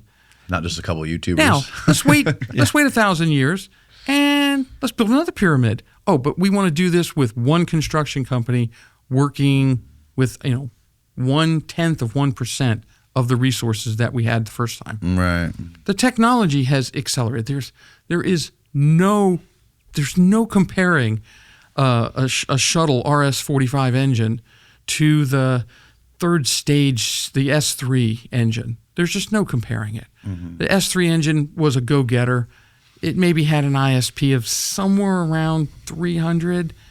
The RS-45 engine, which was in the shuttle, which is probably 10 years later, had an ISP of around 450. That's an enormous amount better efficiency.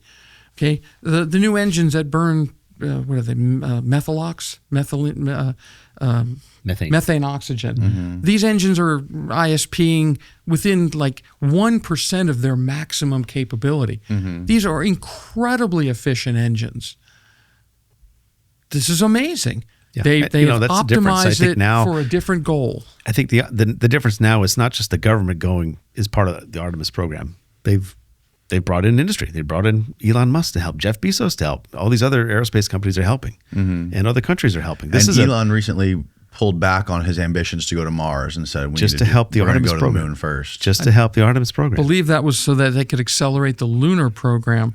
Right. And because he said he doesn't know if we're going to make Mars in his lifetime. If you look at it, though, the step from Earth to Mars is big. The step from Earth to Moon is smaller, significantly smaller, right. And you can learn almost everything you need to learn if you stay with chemical rocketry.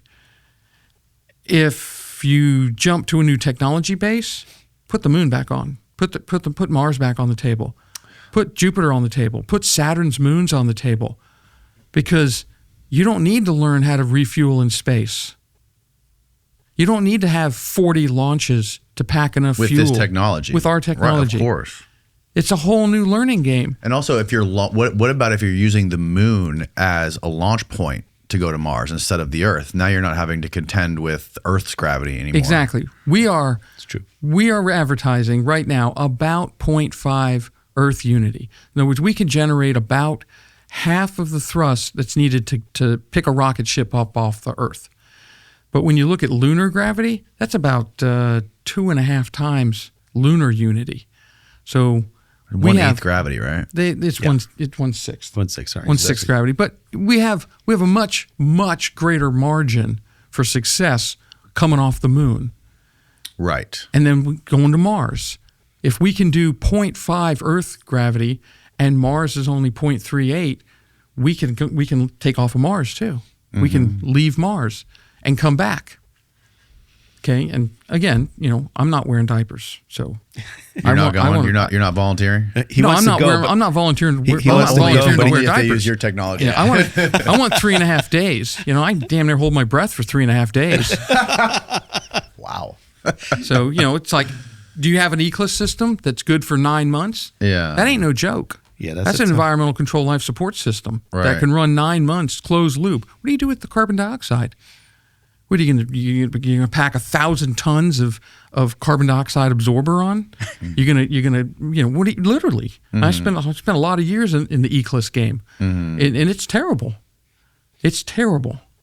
3.5 days again, you can damn near hold your breath. But Yeah, no, it's just astonishing though that out of how many launches that were supposed to go to the moon, what was it, 7? Was it 7 launches for the Apollo programs, and then six out of 7 actually landed? Is that right? yeah, Or was it 7 out of 8 or something like that? Like the success rate was amazing. I think we landed 6 and we sent 7. 7. Yeah. We landed 6. It was incredible. Yeah. But again, it was the same design that they got working. They didn't change anything. Right. They didn't make the rocket twice as good. They slowly began to remove from in between the stages. There were giant rings about 6 feet high, and on those rings were mounted telemetry and test equipment and recording and cameras and all kinds of nonsense. Yeah. After the first launch and after the first landing, they said, okay, maybe we don't need to have all of this. So they take some weight off, and that could put some more throw weight to the moon.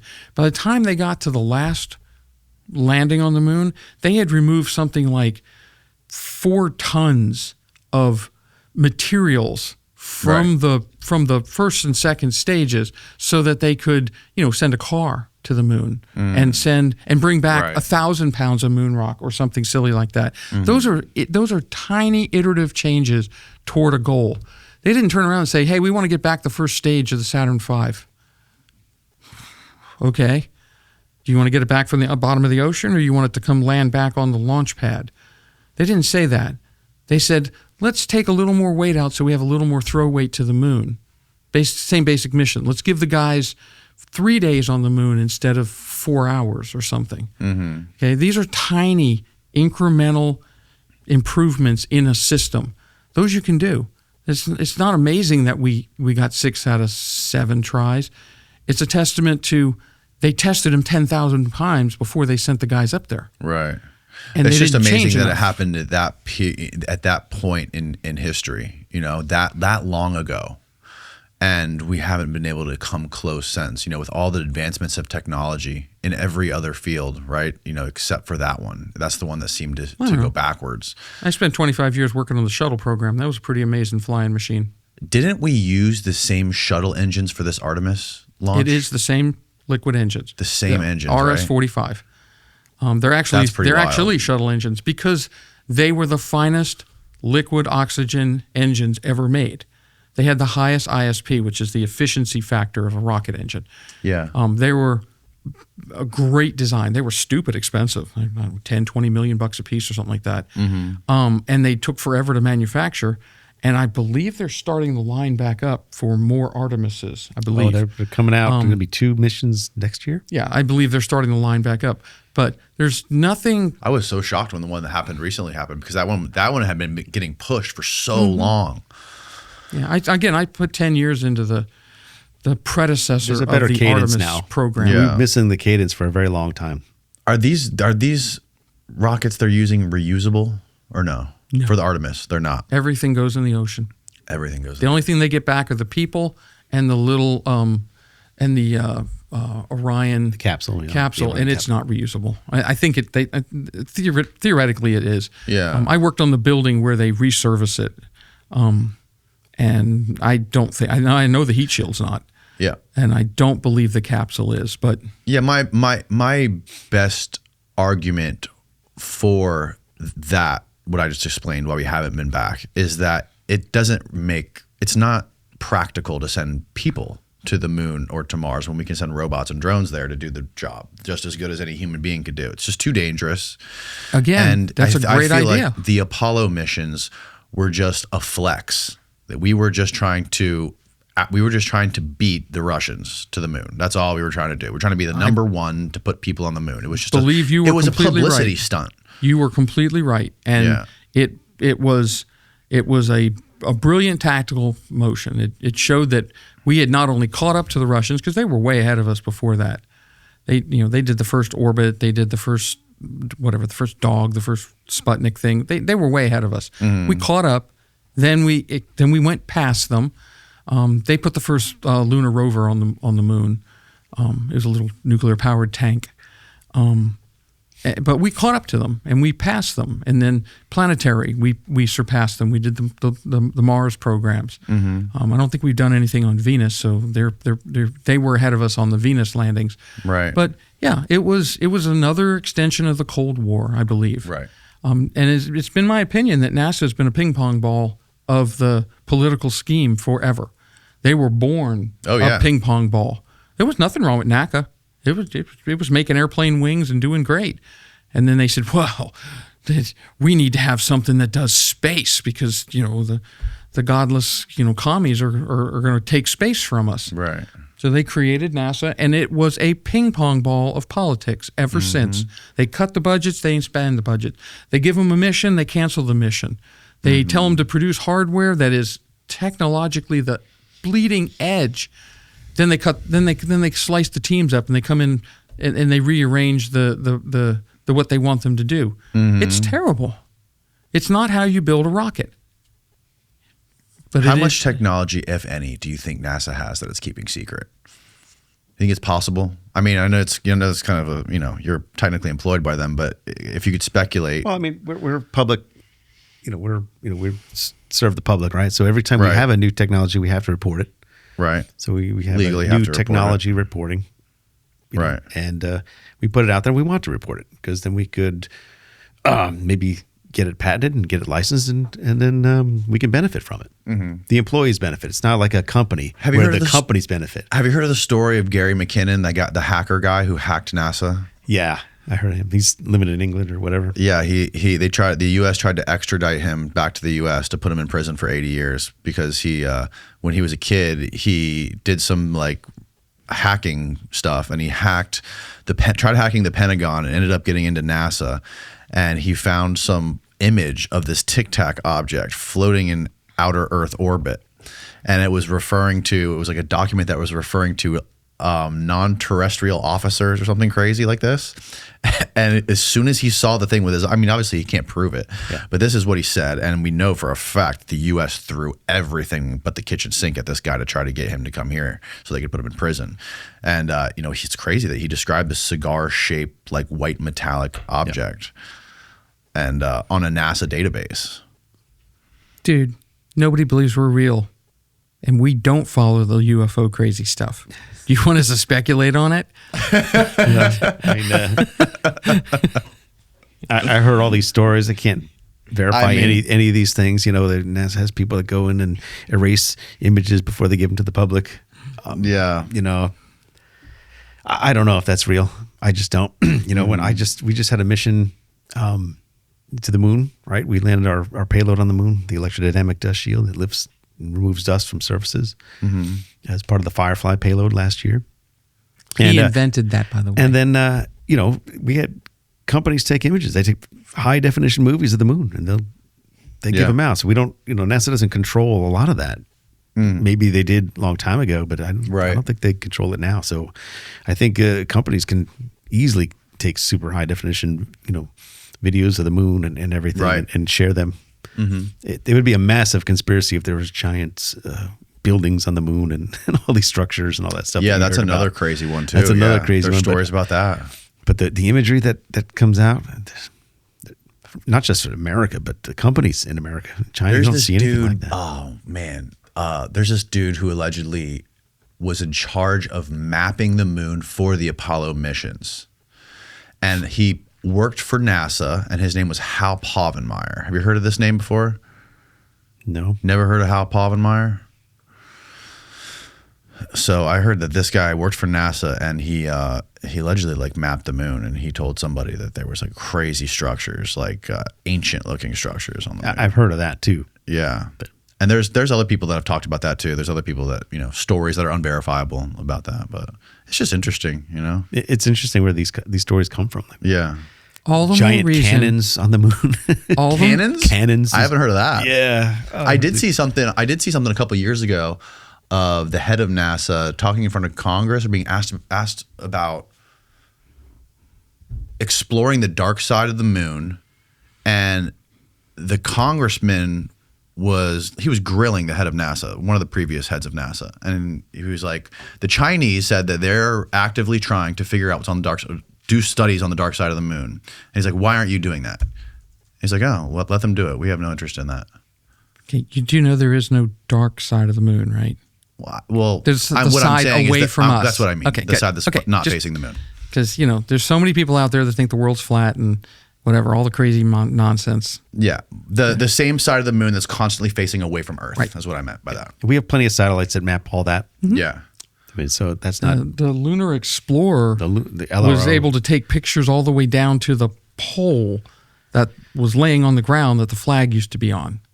Right. So, and they've Wow. mapped the entire moon 20 Right. times over. Yeah. So it They've would be literally a- mapped the moon 20 times over. Yeah. And they can see things. They can see a 4-foot high pole or whatever laying down on its side, and all the little footprints around it. So if you're hiding a city or cannons or something on the moon, you're doing really good. You're there's some- really good at that. There's definitely a lot of high definition video of the moon. Right. Have we seen high definition footage of the opposite side of the moon? Yeah. Oh, we have? Absolutely. Oh, that's Lunar it's terrible. very well Explorer, mapped. Oh, wow. It's very- Publicly? Of course. Yeah. Oh, wow. I've All never of seen that. NASA's imagery is public. Sure. Oh, okay. There's a Lunar Planetary Institute. Lunar Planetary Science By that, Institute. it's like saying all of the Hubble raw data is publicly available. There's, I don't know, 50,000 gigabytes of Hubble data that you can go download it any piece you want. But there's 50,000 gigabytes of it. Yeah, that's the hard thing is trying What's to crazy go through that is data. I learned from an astrophysicist recently. He was saying that all of the highest powered telescopes that we have at the observatories, whenever they have to process the images that the telescopes produce, they have to pass through the Pentagon before they can be released publicly. I've never heard that. ChatGPT it, Steve. but- Okay. Find the source. It would be a- I've never done. This was a I've like a never New done York prof- Times article, I think it was. I've never done professional astrophotography, but Yeah. I did 30 years of amateur deep sky astrophotography. 10 of it with that monster of that telescope. Go to the next one. 10 of it with that monster. I have thousands of deep sky astrophotographs. Of those thousands, I have one that, and I'm like, okay, I don't know what that is, but it sure looks like a meteor. Yeah. One out of thousands. Okay, and I did deep sky astrophotography for real for 20 plus years. Never saw anything that just like made you more curious or anything like that. I mean, And I think had the big boy UAP toys. And you're not interested in it whatsoever. In what? Like the things flying around that could not be explained or anomalous. I never stuff? saw one. Just never saw one. I saw plenty of stuff that belongs up there, Yeah. and took some fairly decent pictures of it. By today's standards, they're jokes, but Most people technology that has see gotten things, so amazing. I feel like most people that report seeing weird things in the sky, they always seem to be near like military bases or Air Force bases. things like that. You know, like there's lots of stories. Maybe. Yeah, I mean, I've seen weird things, but I don't know about taking images and giving them to someone first before you release them, kind of thing. Yeah. Well, I'd imagine. I mean, you guys are right there in Titusville.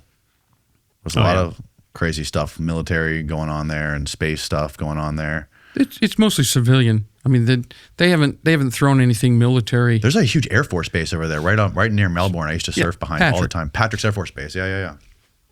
Patrick Space Force Base. It's Space Force Base? Of course it is. I thought it was Air Force Base. It was. Oh, that's when I used to know it, when it was Air Force Base. And I think they're doing a lot of work with Northrop Grumman there too. Like there's a lot of there's a large overlap. contingent. I've heard. I know somebody who used to work there. There's a very large contingent of Northrop Grumman down in Melbourne and down in Palm Bay. And most of the big aerospace companies are moving out of wherever they are and setting up shop within 20 miles of the Kennedy Space Center. Whoa. We've got Lockheed Martin bringing the Fleet Ballistic Missile force to Titusville. I read about that. And that's great. I mean, that moves more space amazement and space technology into an area that is becoming the hub of space research and space launch capabilities. That's why we're there. The world's first warp drive company.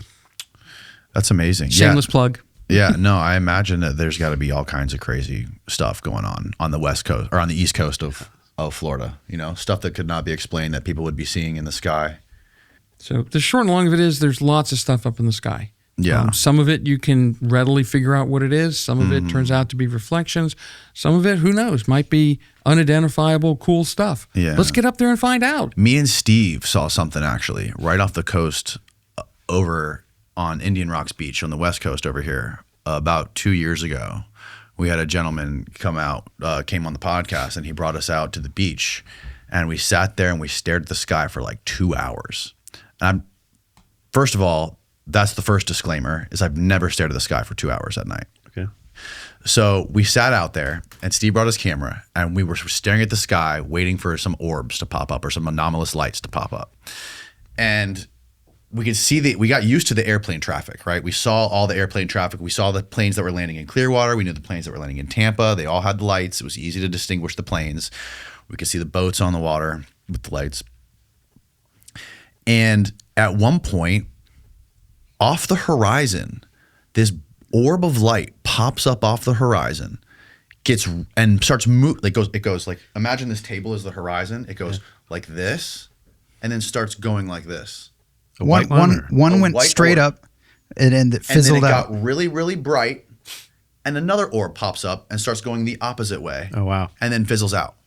And I had never seen anything. It was not an airplane. There's no way that was an airplane. I have the video on my desktop. Yeah, check this out.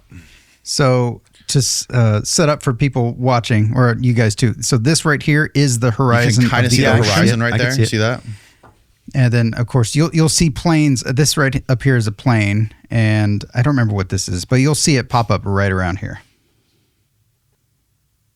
So that was a plane flashing. Okay.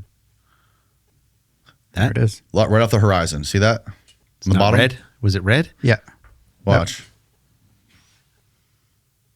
It goes up. It fizzles out. Now it starts moving to the right. You can see it moving past. One appears on the top and moves to the left. Oh, yeah. Now watch. It'll just disappear. And then it gets brighter. And then it disappears. Yeah, that one gets super bright. We saw that a few times. Look how bright that thing gets. Brighter than the plane. And it's off the horizon. That plane is, I don't know how far the plane is.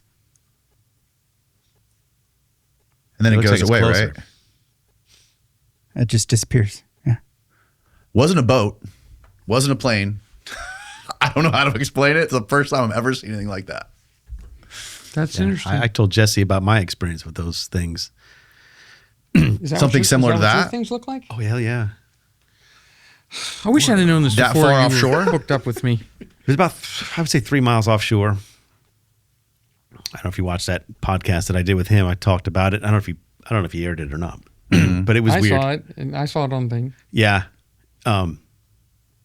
Yeah, my wife went out there to the beach like we always do at night, just hanging out. What beach? This would have been Cocoa Beach. Cocoa Beach. Okay. So just South Cocoa Beach. Right. Just north of Patrick. Right. And we go out there all the time, and we went out there, and I'm going to say it's like 9:30, 10 o'clock at night, something. There's not a lot of people on the beach, if any. And we see a light 3 miles away, and it's pretty still, kind of like that. It just comes up and gets real bright. It gets real dim. It gets real bright. Gets real dim. It's not doing anything. It's just getting bright and getting dim. It's undulating. It's kind of just getting bright and dim. Like, that's weird. It's just a weird boat doing something. Right. I don't know what it's doing. No noise or nothing? No, but then it gets real bright. Like, oh my God, nuclear bomb went off bright. What? It got so bright, it lit up the whole beach. As far as the eye could see, it made shadows of us against the buildings behind us. As far as we looked left and right, we couldn't see anyone else on the beach. And this giant explosion out there. I said, oh my God, we got to call somebody. And Janessa's like, well, it's the Air Force Base. They'll come out soon, or they'll come out to check it out. And sure enough, within 5 minutes or so, a couple of helicopters went out. Maybe 1 or 2 helicopters went out, hovered right over the damn thing. Really? While it was still lit up? It got dimmer. Okay. But it was still there, doing a little undulating thing. Got real dim. I'm like, it must have, maybe it's a shot off a flare. I don't know what it was, but it was so bright, much brighter than a flare would be. Lit up the whole beach. And we were like 3 miles away. A flare would not light up our whole beach. No, not like that. Not Casting like that. shadows. It looked like a giant nuclear weapon. It wasn't a mushroom cloud with it, but it was just the brightness of it. And we were like, this is weird. So the helicopter hung over for a few minutes and then just went back, went back. And the light was still there. I'm like, are they going to rescue these people? Are they going to send boats? Are they going to do something? Just anything. I don't know what. So we sat there and kept watching it. It's about 10, 15 minutes in later, the light started getting bigger. Started getting closer. So we're like, oh, that's weird. Janice and I were still looking, and no, it's a light. It's undulating. It's going bright, getting dim, getting bright, getting dim. It's getting closer. Now it's 2 miles offshore. Then it was a mile offshore, and then it gets freaky. Now, like directly, if you're facing the Atlantic Ocean directly off the beach from you? It came right towards us. It did a beeline for us. And, it didn't go super fast, but it was moving fast enough that we can tell that it was coming towards us. Or it certainly looked like it did initially. And then we knew it was definitely coming towards us when it got a half mile offshore. And then it got about a third of a mile offshore. And then it split into 5 or 6 lights. And then it got closer. This is the crazy thing. Closer than a quarter mile? Oh, man, this is super close. These things were like the size of like a basketball. I don't know. They weren't very big. Right.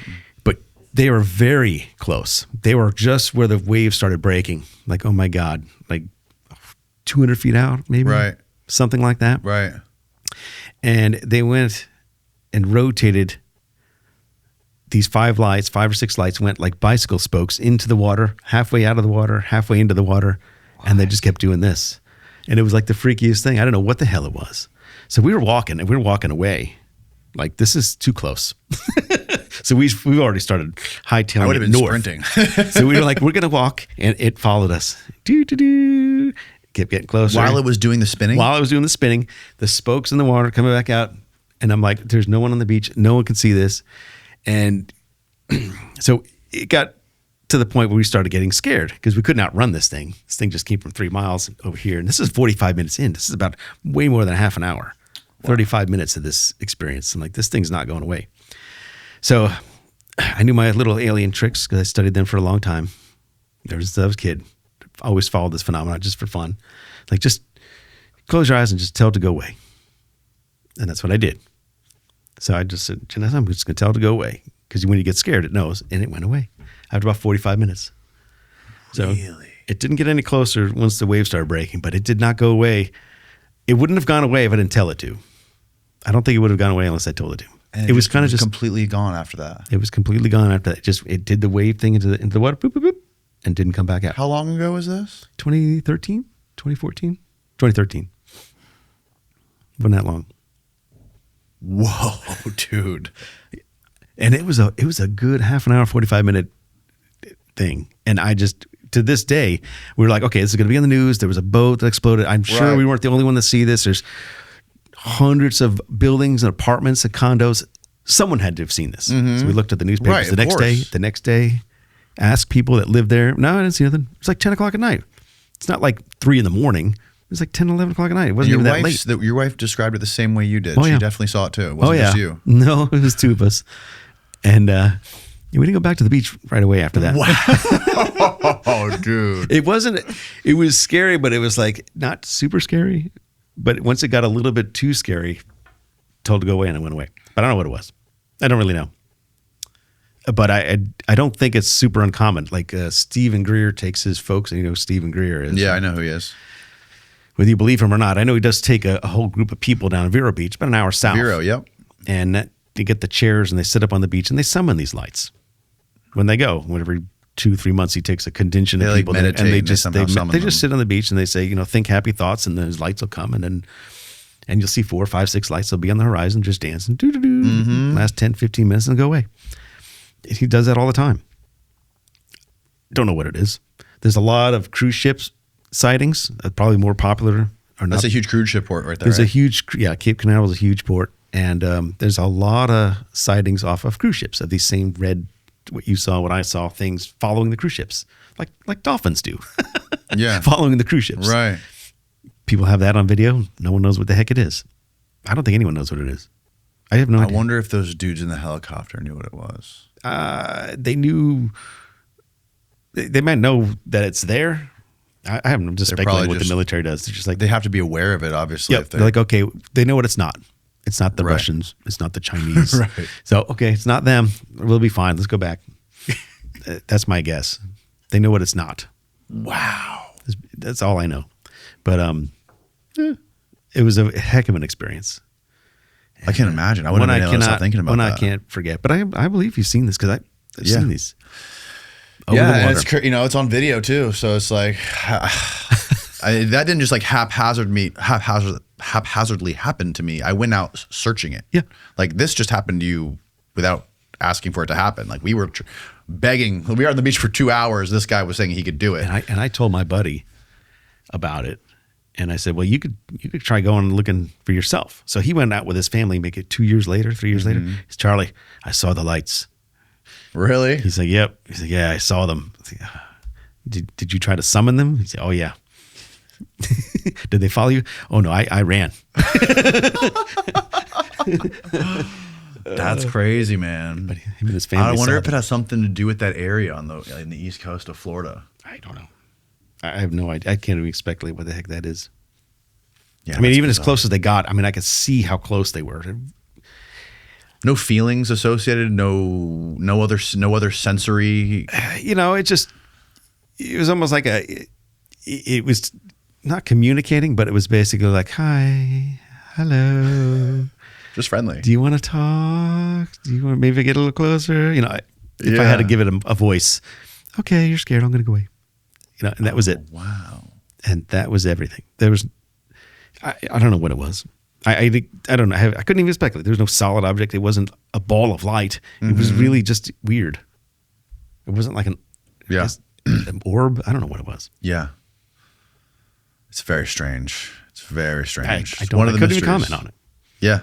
Don't ask me. I can't ask Drew to build that. Right. I don't know where to begin. What that is. Right. Yeah. No, it's interesting too. Like how you said, like you close your eyes and it went away because it just seems like there's a consciousness aspect to all this stuff. That's just it's hard to put your finger on. It's hard to weigh it and measure it and experiment with it. It's just. I mean, like I told you, I believed in telepathy because of the experiments I've done as a kid and continue to do, and I just tried it with these things and it seemed to work. Yeah. Yeah. That makes the most sense to me. Just to try, because we don't know the physics of telepathy, but there's something going on there. There's something there. I mean, if the government spent that millions of dollars on those programs during the Cold War to experiment with that stuff, there couldn't be nothing to it, right? There had to have been something. There's something. We don't understand it, but it's there. Just because it's right. We don't understand doesn't mean it's not there. Exactly. Same thing with clairvoyance. Telekinesis, I don't think there's any proof of that, but telepathy and clairvoyance, I think there's something to it. You know, it's funny enough. I had have you ever heard of a guy named Dean Radin?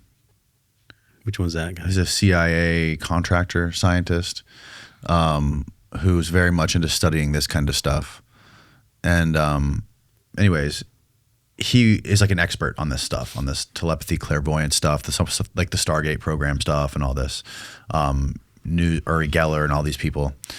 And like he was explaining how all of like the brightest minds in science that he knew of, this was in the early 2000s, maybe late 90s. In his field of what he was studying, they were getting contacted by Jeffrey Epstein to study this stuff. And he even got a request to talk to Jeffrey Epstein and ended up doing a 20-minute Skype call with him. And I was like, what happened? And he was like, he just asked me to tell him stories about spoon bending for 20 minutes. Weird. You know? Very weird. Yeah, he was flying like top scientists in all kinds of fields. We were talking about that on the him. way here. The fascination Jeffrey Epstein had with scientists. Yeah. Yeah. He had lots of weird that's just something that I don't know what it is, but there's something weird that happens with people that just have like an insane amount of money that they just, maybe they get bored and they just start getting interested in stuff that, you know, is unconventional. But he was definitely obsessed with, you know, gravity and this kind of telekinesis stuff and telepathy. And they had a submarine. He was allegedly looking for like Atlantis and stuff, like wild stuff. But, you know, talking to real scientists and trying to do real research on it, you know, even working with the NSA, trying to figure out how to extend his lifespan using like code hacking and stuff like that. It's wild. Twilight Zone stuff. But maybe one day we'll be rich trillionaires. well, and when you have spend one money of guy, on when you have a guy, Maybe. the lesson weird here, stuff like that. the lesson coming, here is sure. when you have a guy like that reach out to you to fund you, make sure you do an extensive background check on him. Make sure he hasn't been arrested for, any kind of crazy charges. The only background check I'm going to run is, does his check clear? Well, Dude, unfortunately, that's what all the other ones have said too. I want to build spaceships, man. I don't care what they want to do with them. Well, you just got to make sure they haven't been caught up in any like international human trafficking rings. Then you're Yeah, good. I don't want any part of that. That's Well, not guys, thank you so much for doing this. This has been a mind-blowing conversation, and I'm really grateful for you guys spending the time to come over here and explain this stuff to me and to the audience. So, Thank you very much for having us. I think Yeah, both it was a enjoyed this very blast. much. yeah, Cool. So may I ask a personal question? of course. Do you think we're crazy, or do you believe us? No, I totally believe you guys. Okay, I think you guys we are don't on have him on the team. it. Give me a shirt, baby. Sign me up. Yeah, you brought shirts. We have him somewhere. We brought him. Oh, I got him. He gave him to me earlier. Yeah, man. No, I think this is fascinating stuff. And you guys obviously know your shit. You guys have, very credentialed, legitimate people that are doing this kind of work, and also at the same time willing to talk about it publicly, which I feel like that's very, very rare. So you guys are super important, and I'm happy to help boost your signal as much as possible. That's awesome. Well, yeah, thank we love when people want to come and put their hands on the hardware. Yeah. Actually hands on. We'll run a test, we'll crack the chamber, pull the thing out, disassemble it, put it in their hands, and they're like, this is what was just tested? And I'm like, yeah, you just saw it tested. Yeah. And because there's nothing to hide. If the thing works, it's going to work all the time. If it's phony, then it's a parlor trick. Right. And someone's going to be able to see through it. Mm-hmm. I totally agree, man. Tell people where they can learn more about your stuff. Do you guys have a website, social media links, or anything like that? We do. Did he change the website name? I don't know. It used to be. Sorry, you can send it to me. Yeah, you can send it to we're me gonna after have to this, send it to and you. we'll We're link going it. through an IT upgrade Yeah. because we need it desperately. Okay. Well, either way, None of us I'll- are IT I'll literate. put all the links to the websites and stuff Yeah. in the show notes so people can find them. Yeah. I found what you were talking about, Danny. What'd you find, Steve? Let's see. It was reported in the Atlantic, and the article Atlantic, that's what it When a was. telescope, When a telescope is a national security risk, It concerns the Vera C. Rubin Observatory, a federally funded telescope in Chile designed to repeatedly photograph enormous areas of the sky. Okay. And then what does it say about going through the Pentagon? Every 30 seconds, it was had to be sent to a secure facility in California for some reason. Huh. So small image cutouts that might show classified American satellites or spacecraft are withheld from the real-time worldwide alert system. The rest of the data is released in approximately 1 minute. Okay. The complete unredacted image is released 80 hours later once the information is considered too old to reliably reveal the classified spacecraft's current location. That's their explanation for why they do that. Still interesting. Yeah. Wow, that's a lot of data. Yeah, quite a bit. That's the largest. That's the largest camera on Earth. The one in Chile? On that telescope that they just came online. That's the largest camera. It's like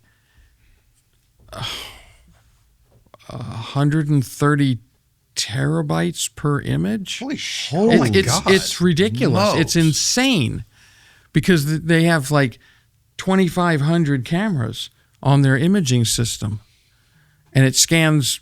They found millions of asteroids. That's it. Look at that. They found hundreds of thousands. That's where they of found those asteroids. interstellar objects that Avi Loeb talks about. Oh, Was really? with that thing, I believe. I mean, that's a super project. They're going to map the whole sky every 8 months or something, and find near Earth. I want to talk about just one last thing, and then we'll go away. No, we got Okay. plenty. We got all the time you need. Let's say you see something in the sky, scary, and you have 3 to 6 months to do something about it. It's Like coming an at you, asteroid? like an asteroid. Okay, not a planet killer, maybe not even a continent killer, a city killer. Okay, something. What are you gonna do? Really? You can call Ghostbusters? Armageddon. You got to shoot a nuke at it. No, that's not the answer to anything. The answer is have a plan and have some way to send a bunch of little thrusters that never have to turn off, so that you can get out there in a couple of days, put the thrusters on the object, turn them on to full blast, and push the thing out of the way. We're asteroid defense. You think this could push an asteroid off its trajectory? Easily. Wow. Because it's got it. How big's the asteroid? I don't know. Put 1,000 of them on there. Mm-hmm. But the thing is, today in chemical rocketry, it could take you a year to get to the thing, 2 years to get to it. Well, by then it's a little bit late. Let's say the thing is going to hit the Earth in 6 months. With us, anything in the inside the orbit of Mars is a couple of days to get to. Either side of the sun, we don't really care. Right. So we offer Because your engine doesn't stop running. right? Because we offer a realistic way to get to where you're going. Look at the problem, analyze what the solution is, and then execute the fix. Right. You don't need to blow the thing up. You just need to move it a little bit. Right. And- What is the and- conventional way that they plan to do that? Like, isn't there like a conventional plan on how to deflect Well, asteroids? sometimes they put There is thrusters no on real there. plan. They did some testing. They went to this little asteroid and they slammed a puck of copper into it or something. Oh, really? And they changed the little asteroid, the little tiny asteroid. I mean, the thing's like the size of this room. Mm-hmm. They changed its orbit, and that was great. They studied the results of it, and it was amazing. It was great. But it took them like 2 years to get there. Yeah. Oh, wow, really? And it was a stable. They knew exactly where the thing was, and they planned a whole mission around it. What I'm saying is, they're out there looking. That observatory, that amazing observatory, found like 20,000 new asteroids in its first run, Right. the first couple of hour run or something like that. Crazy. Okay, well, they're going to run that thing. They're going to find 20,000 asteroids a day forever, new ones. Yeah. What if they find one they don't like?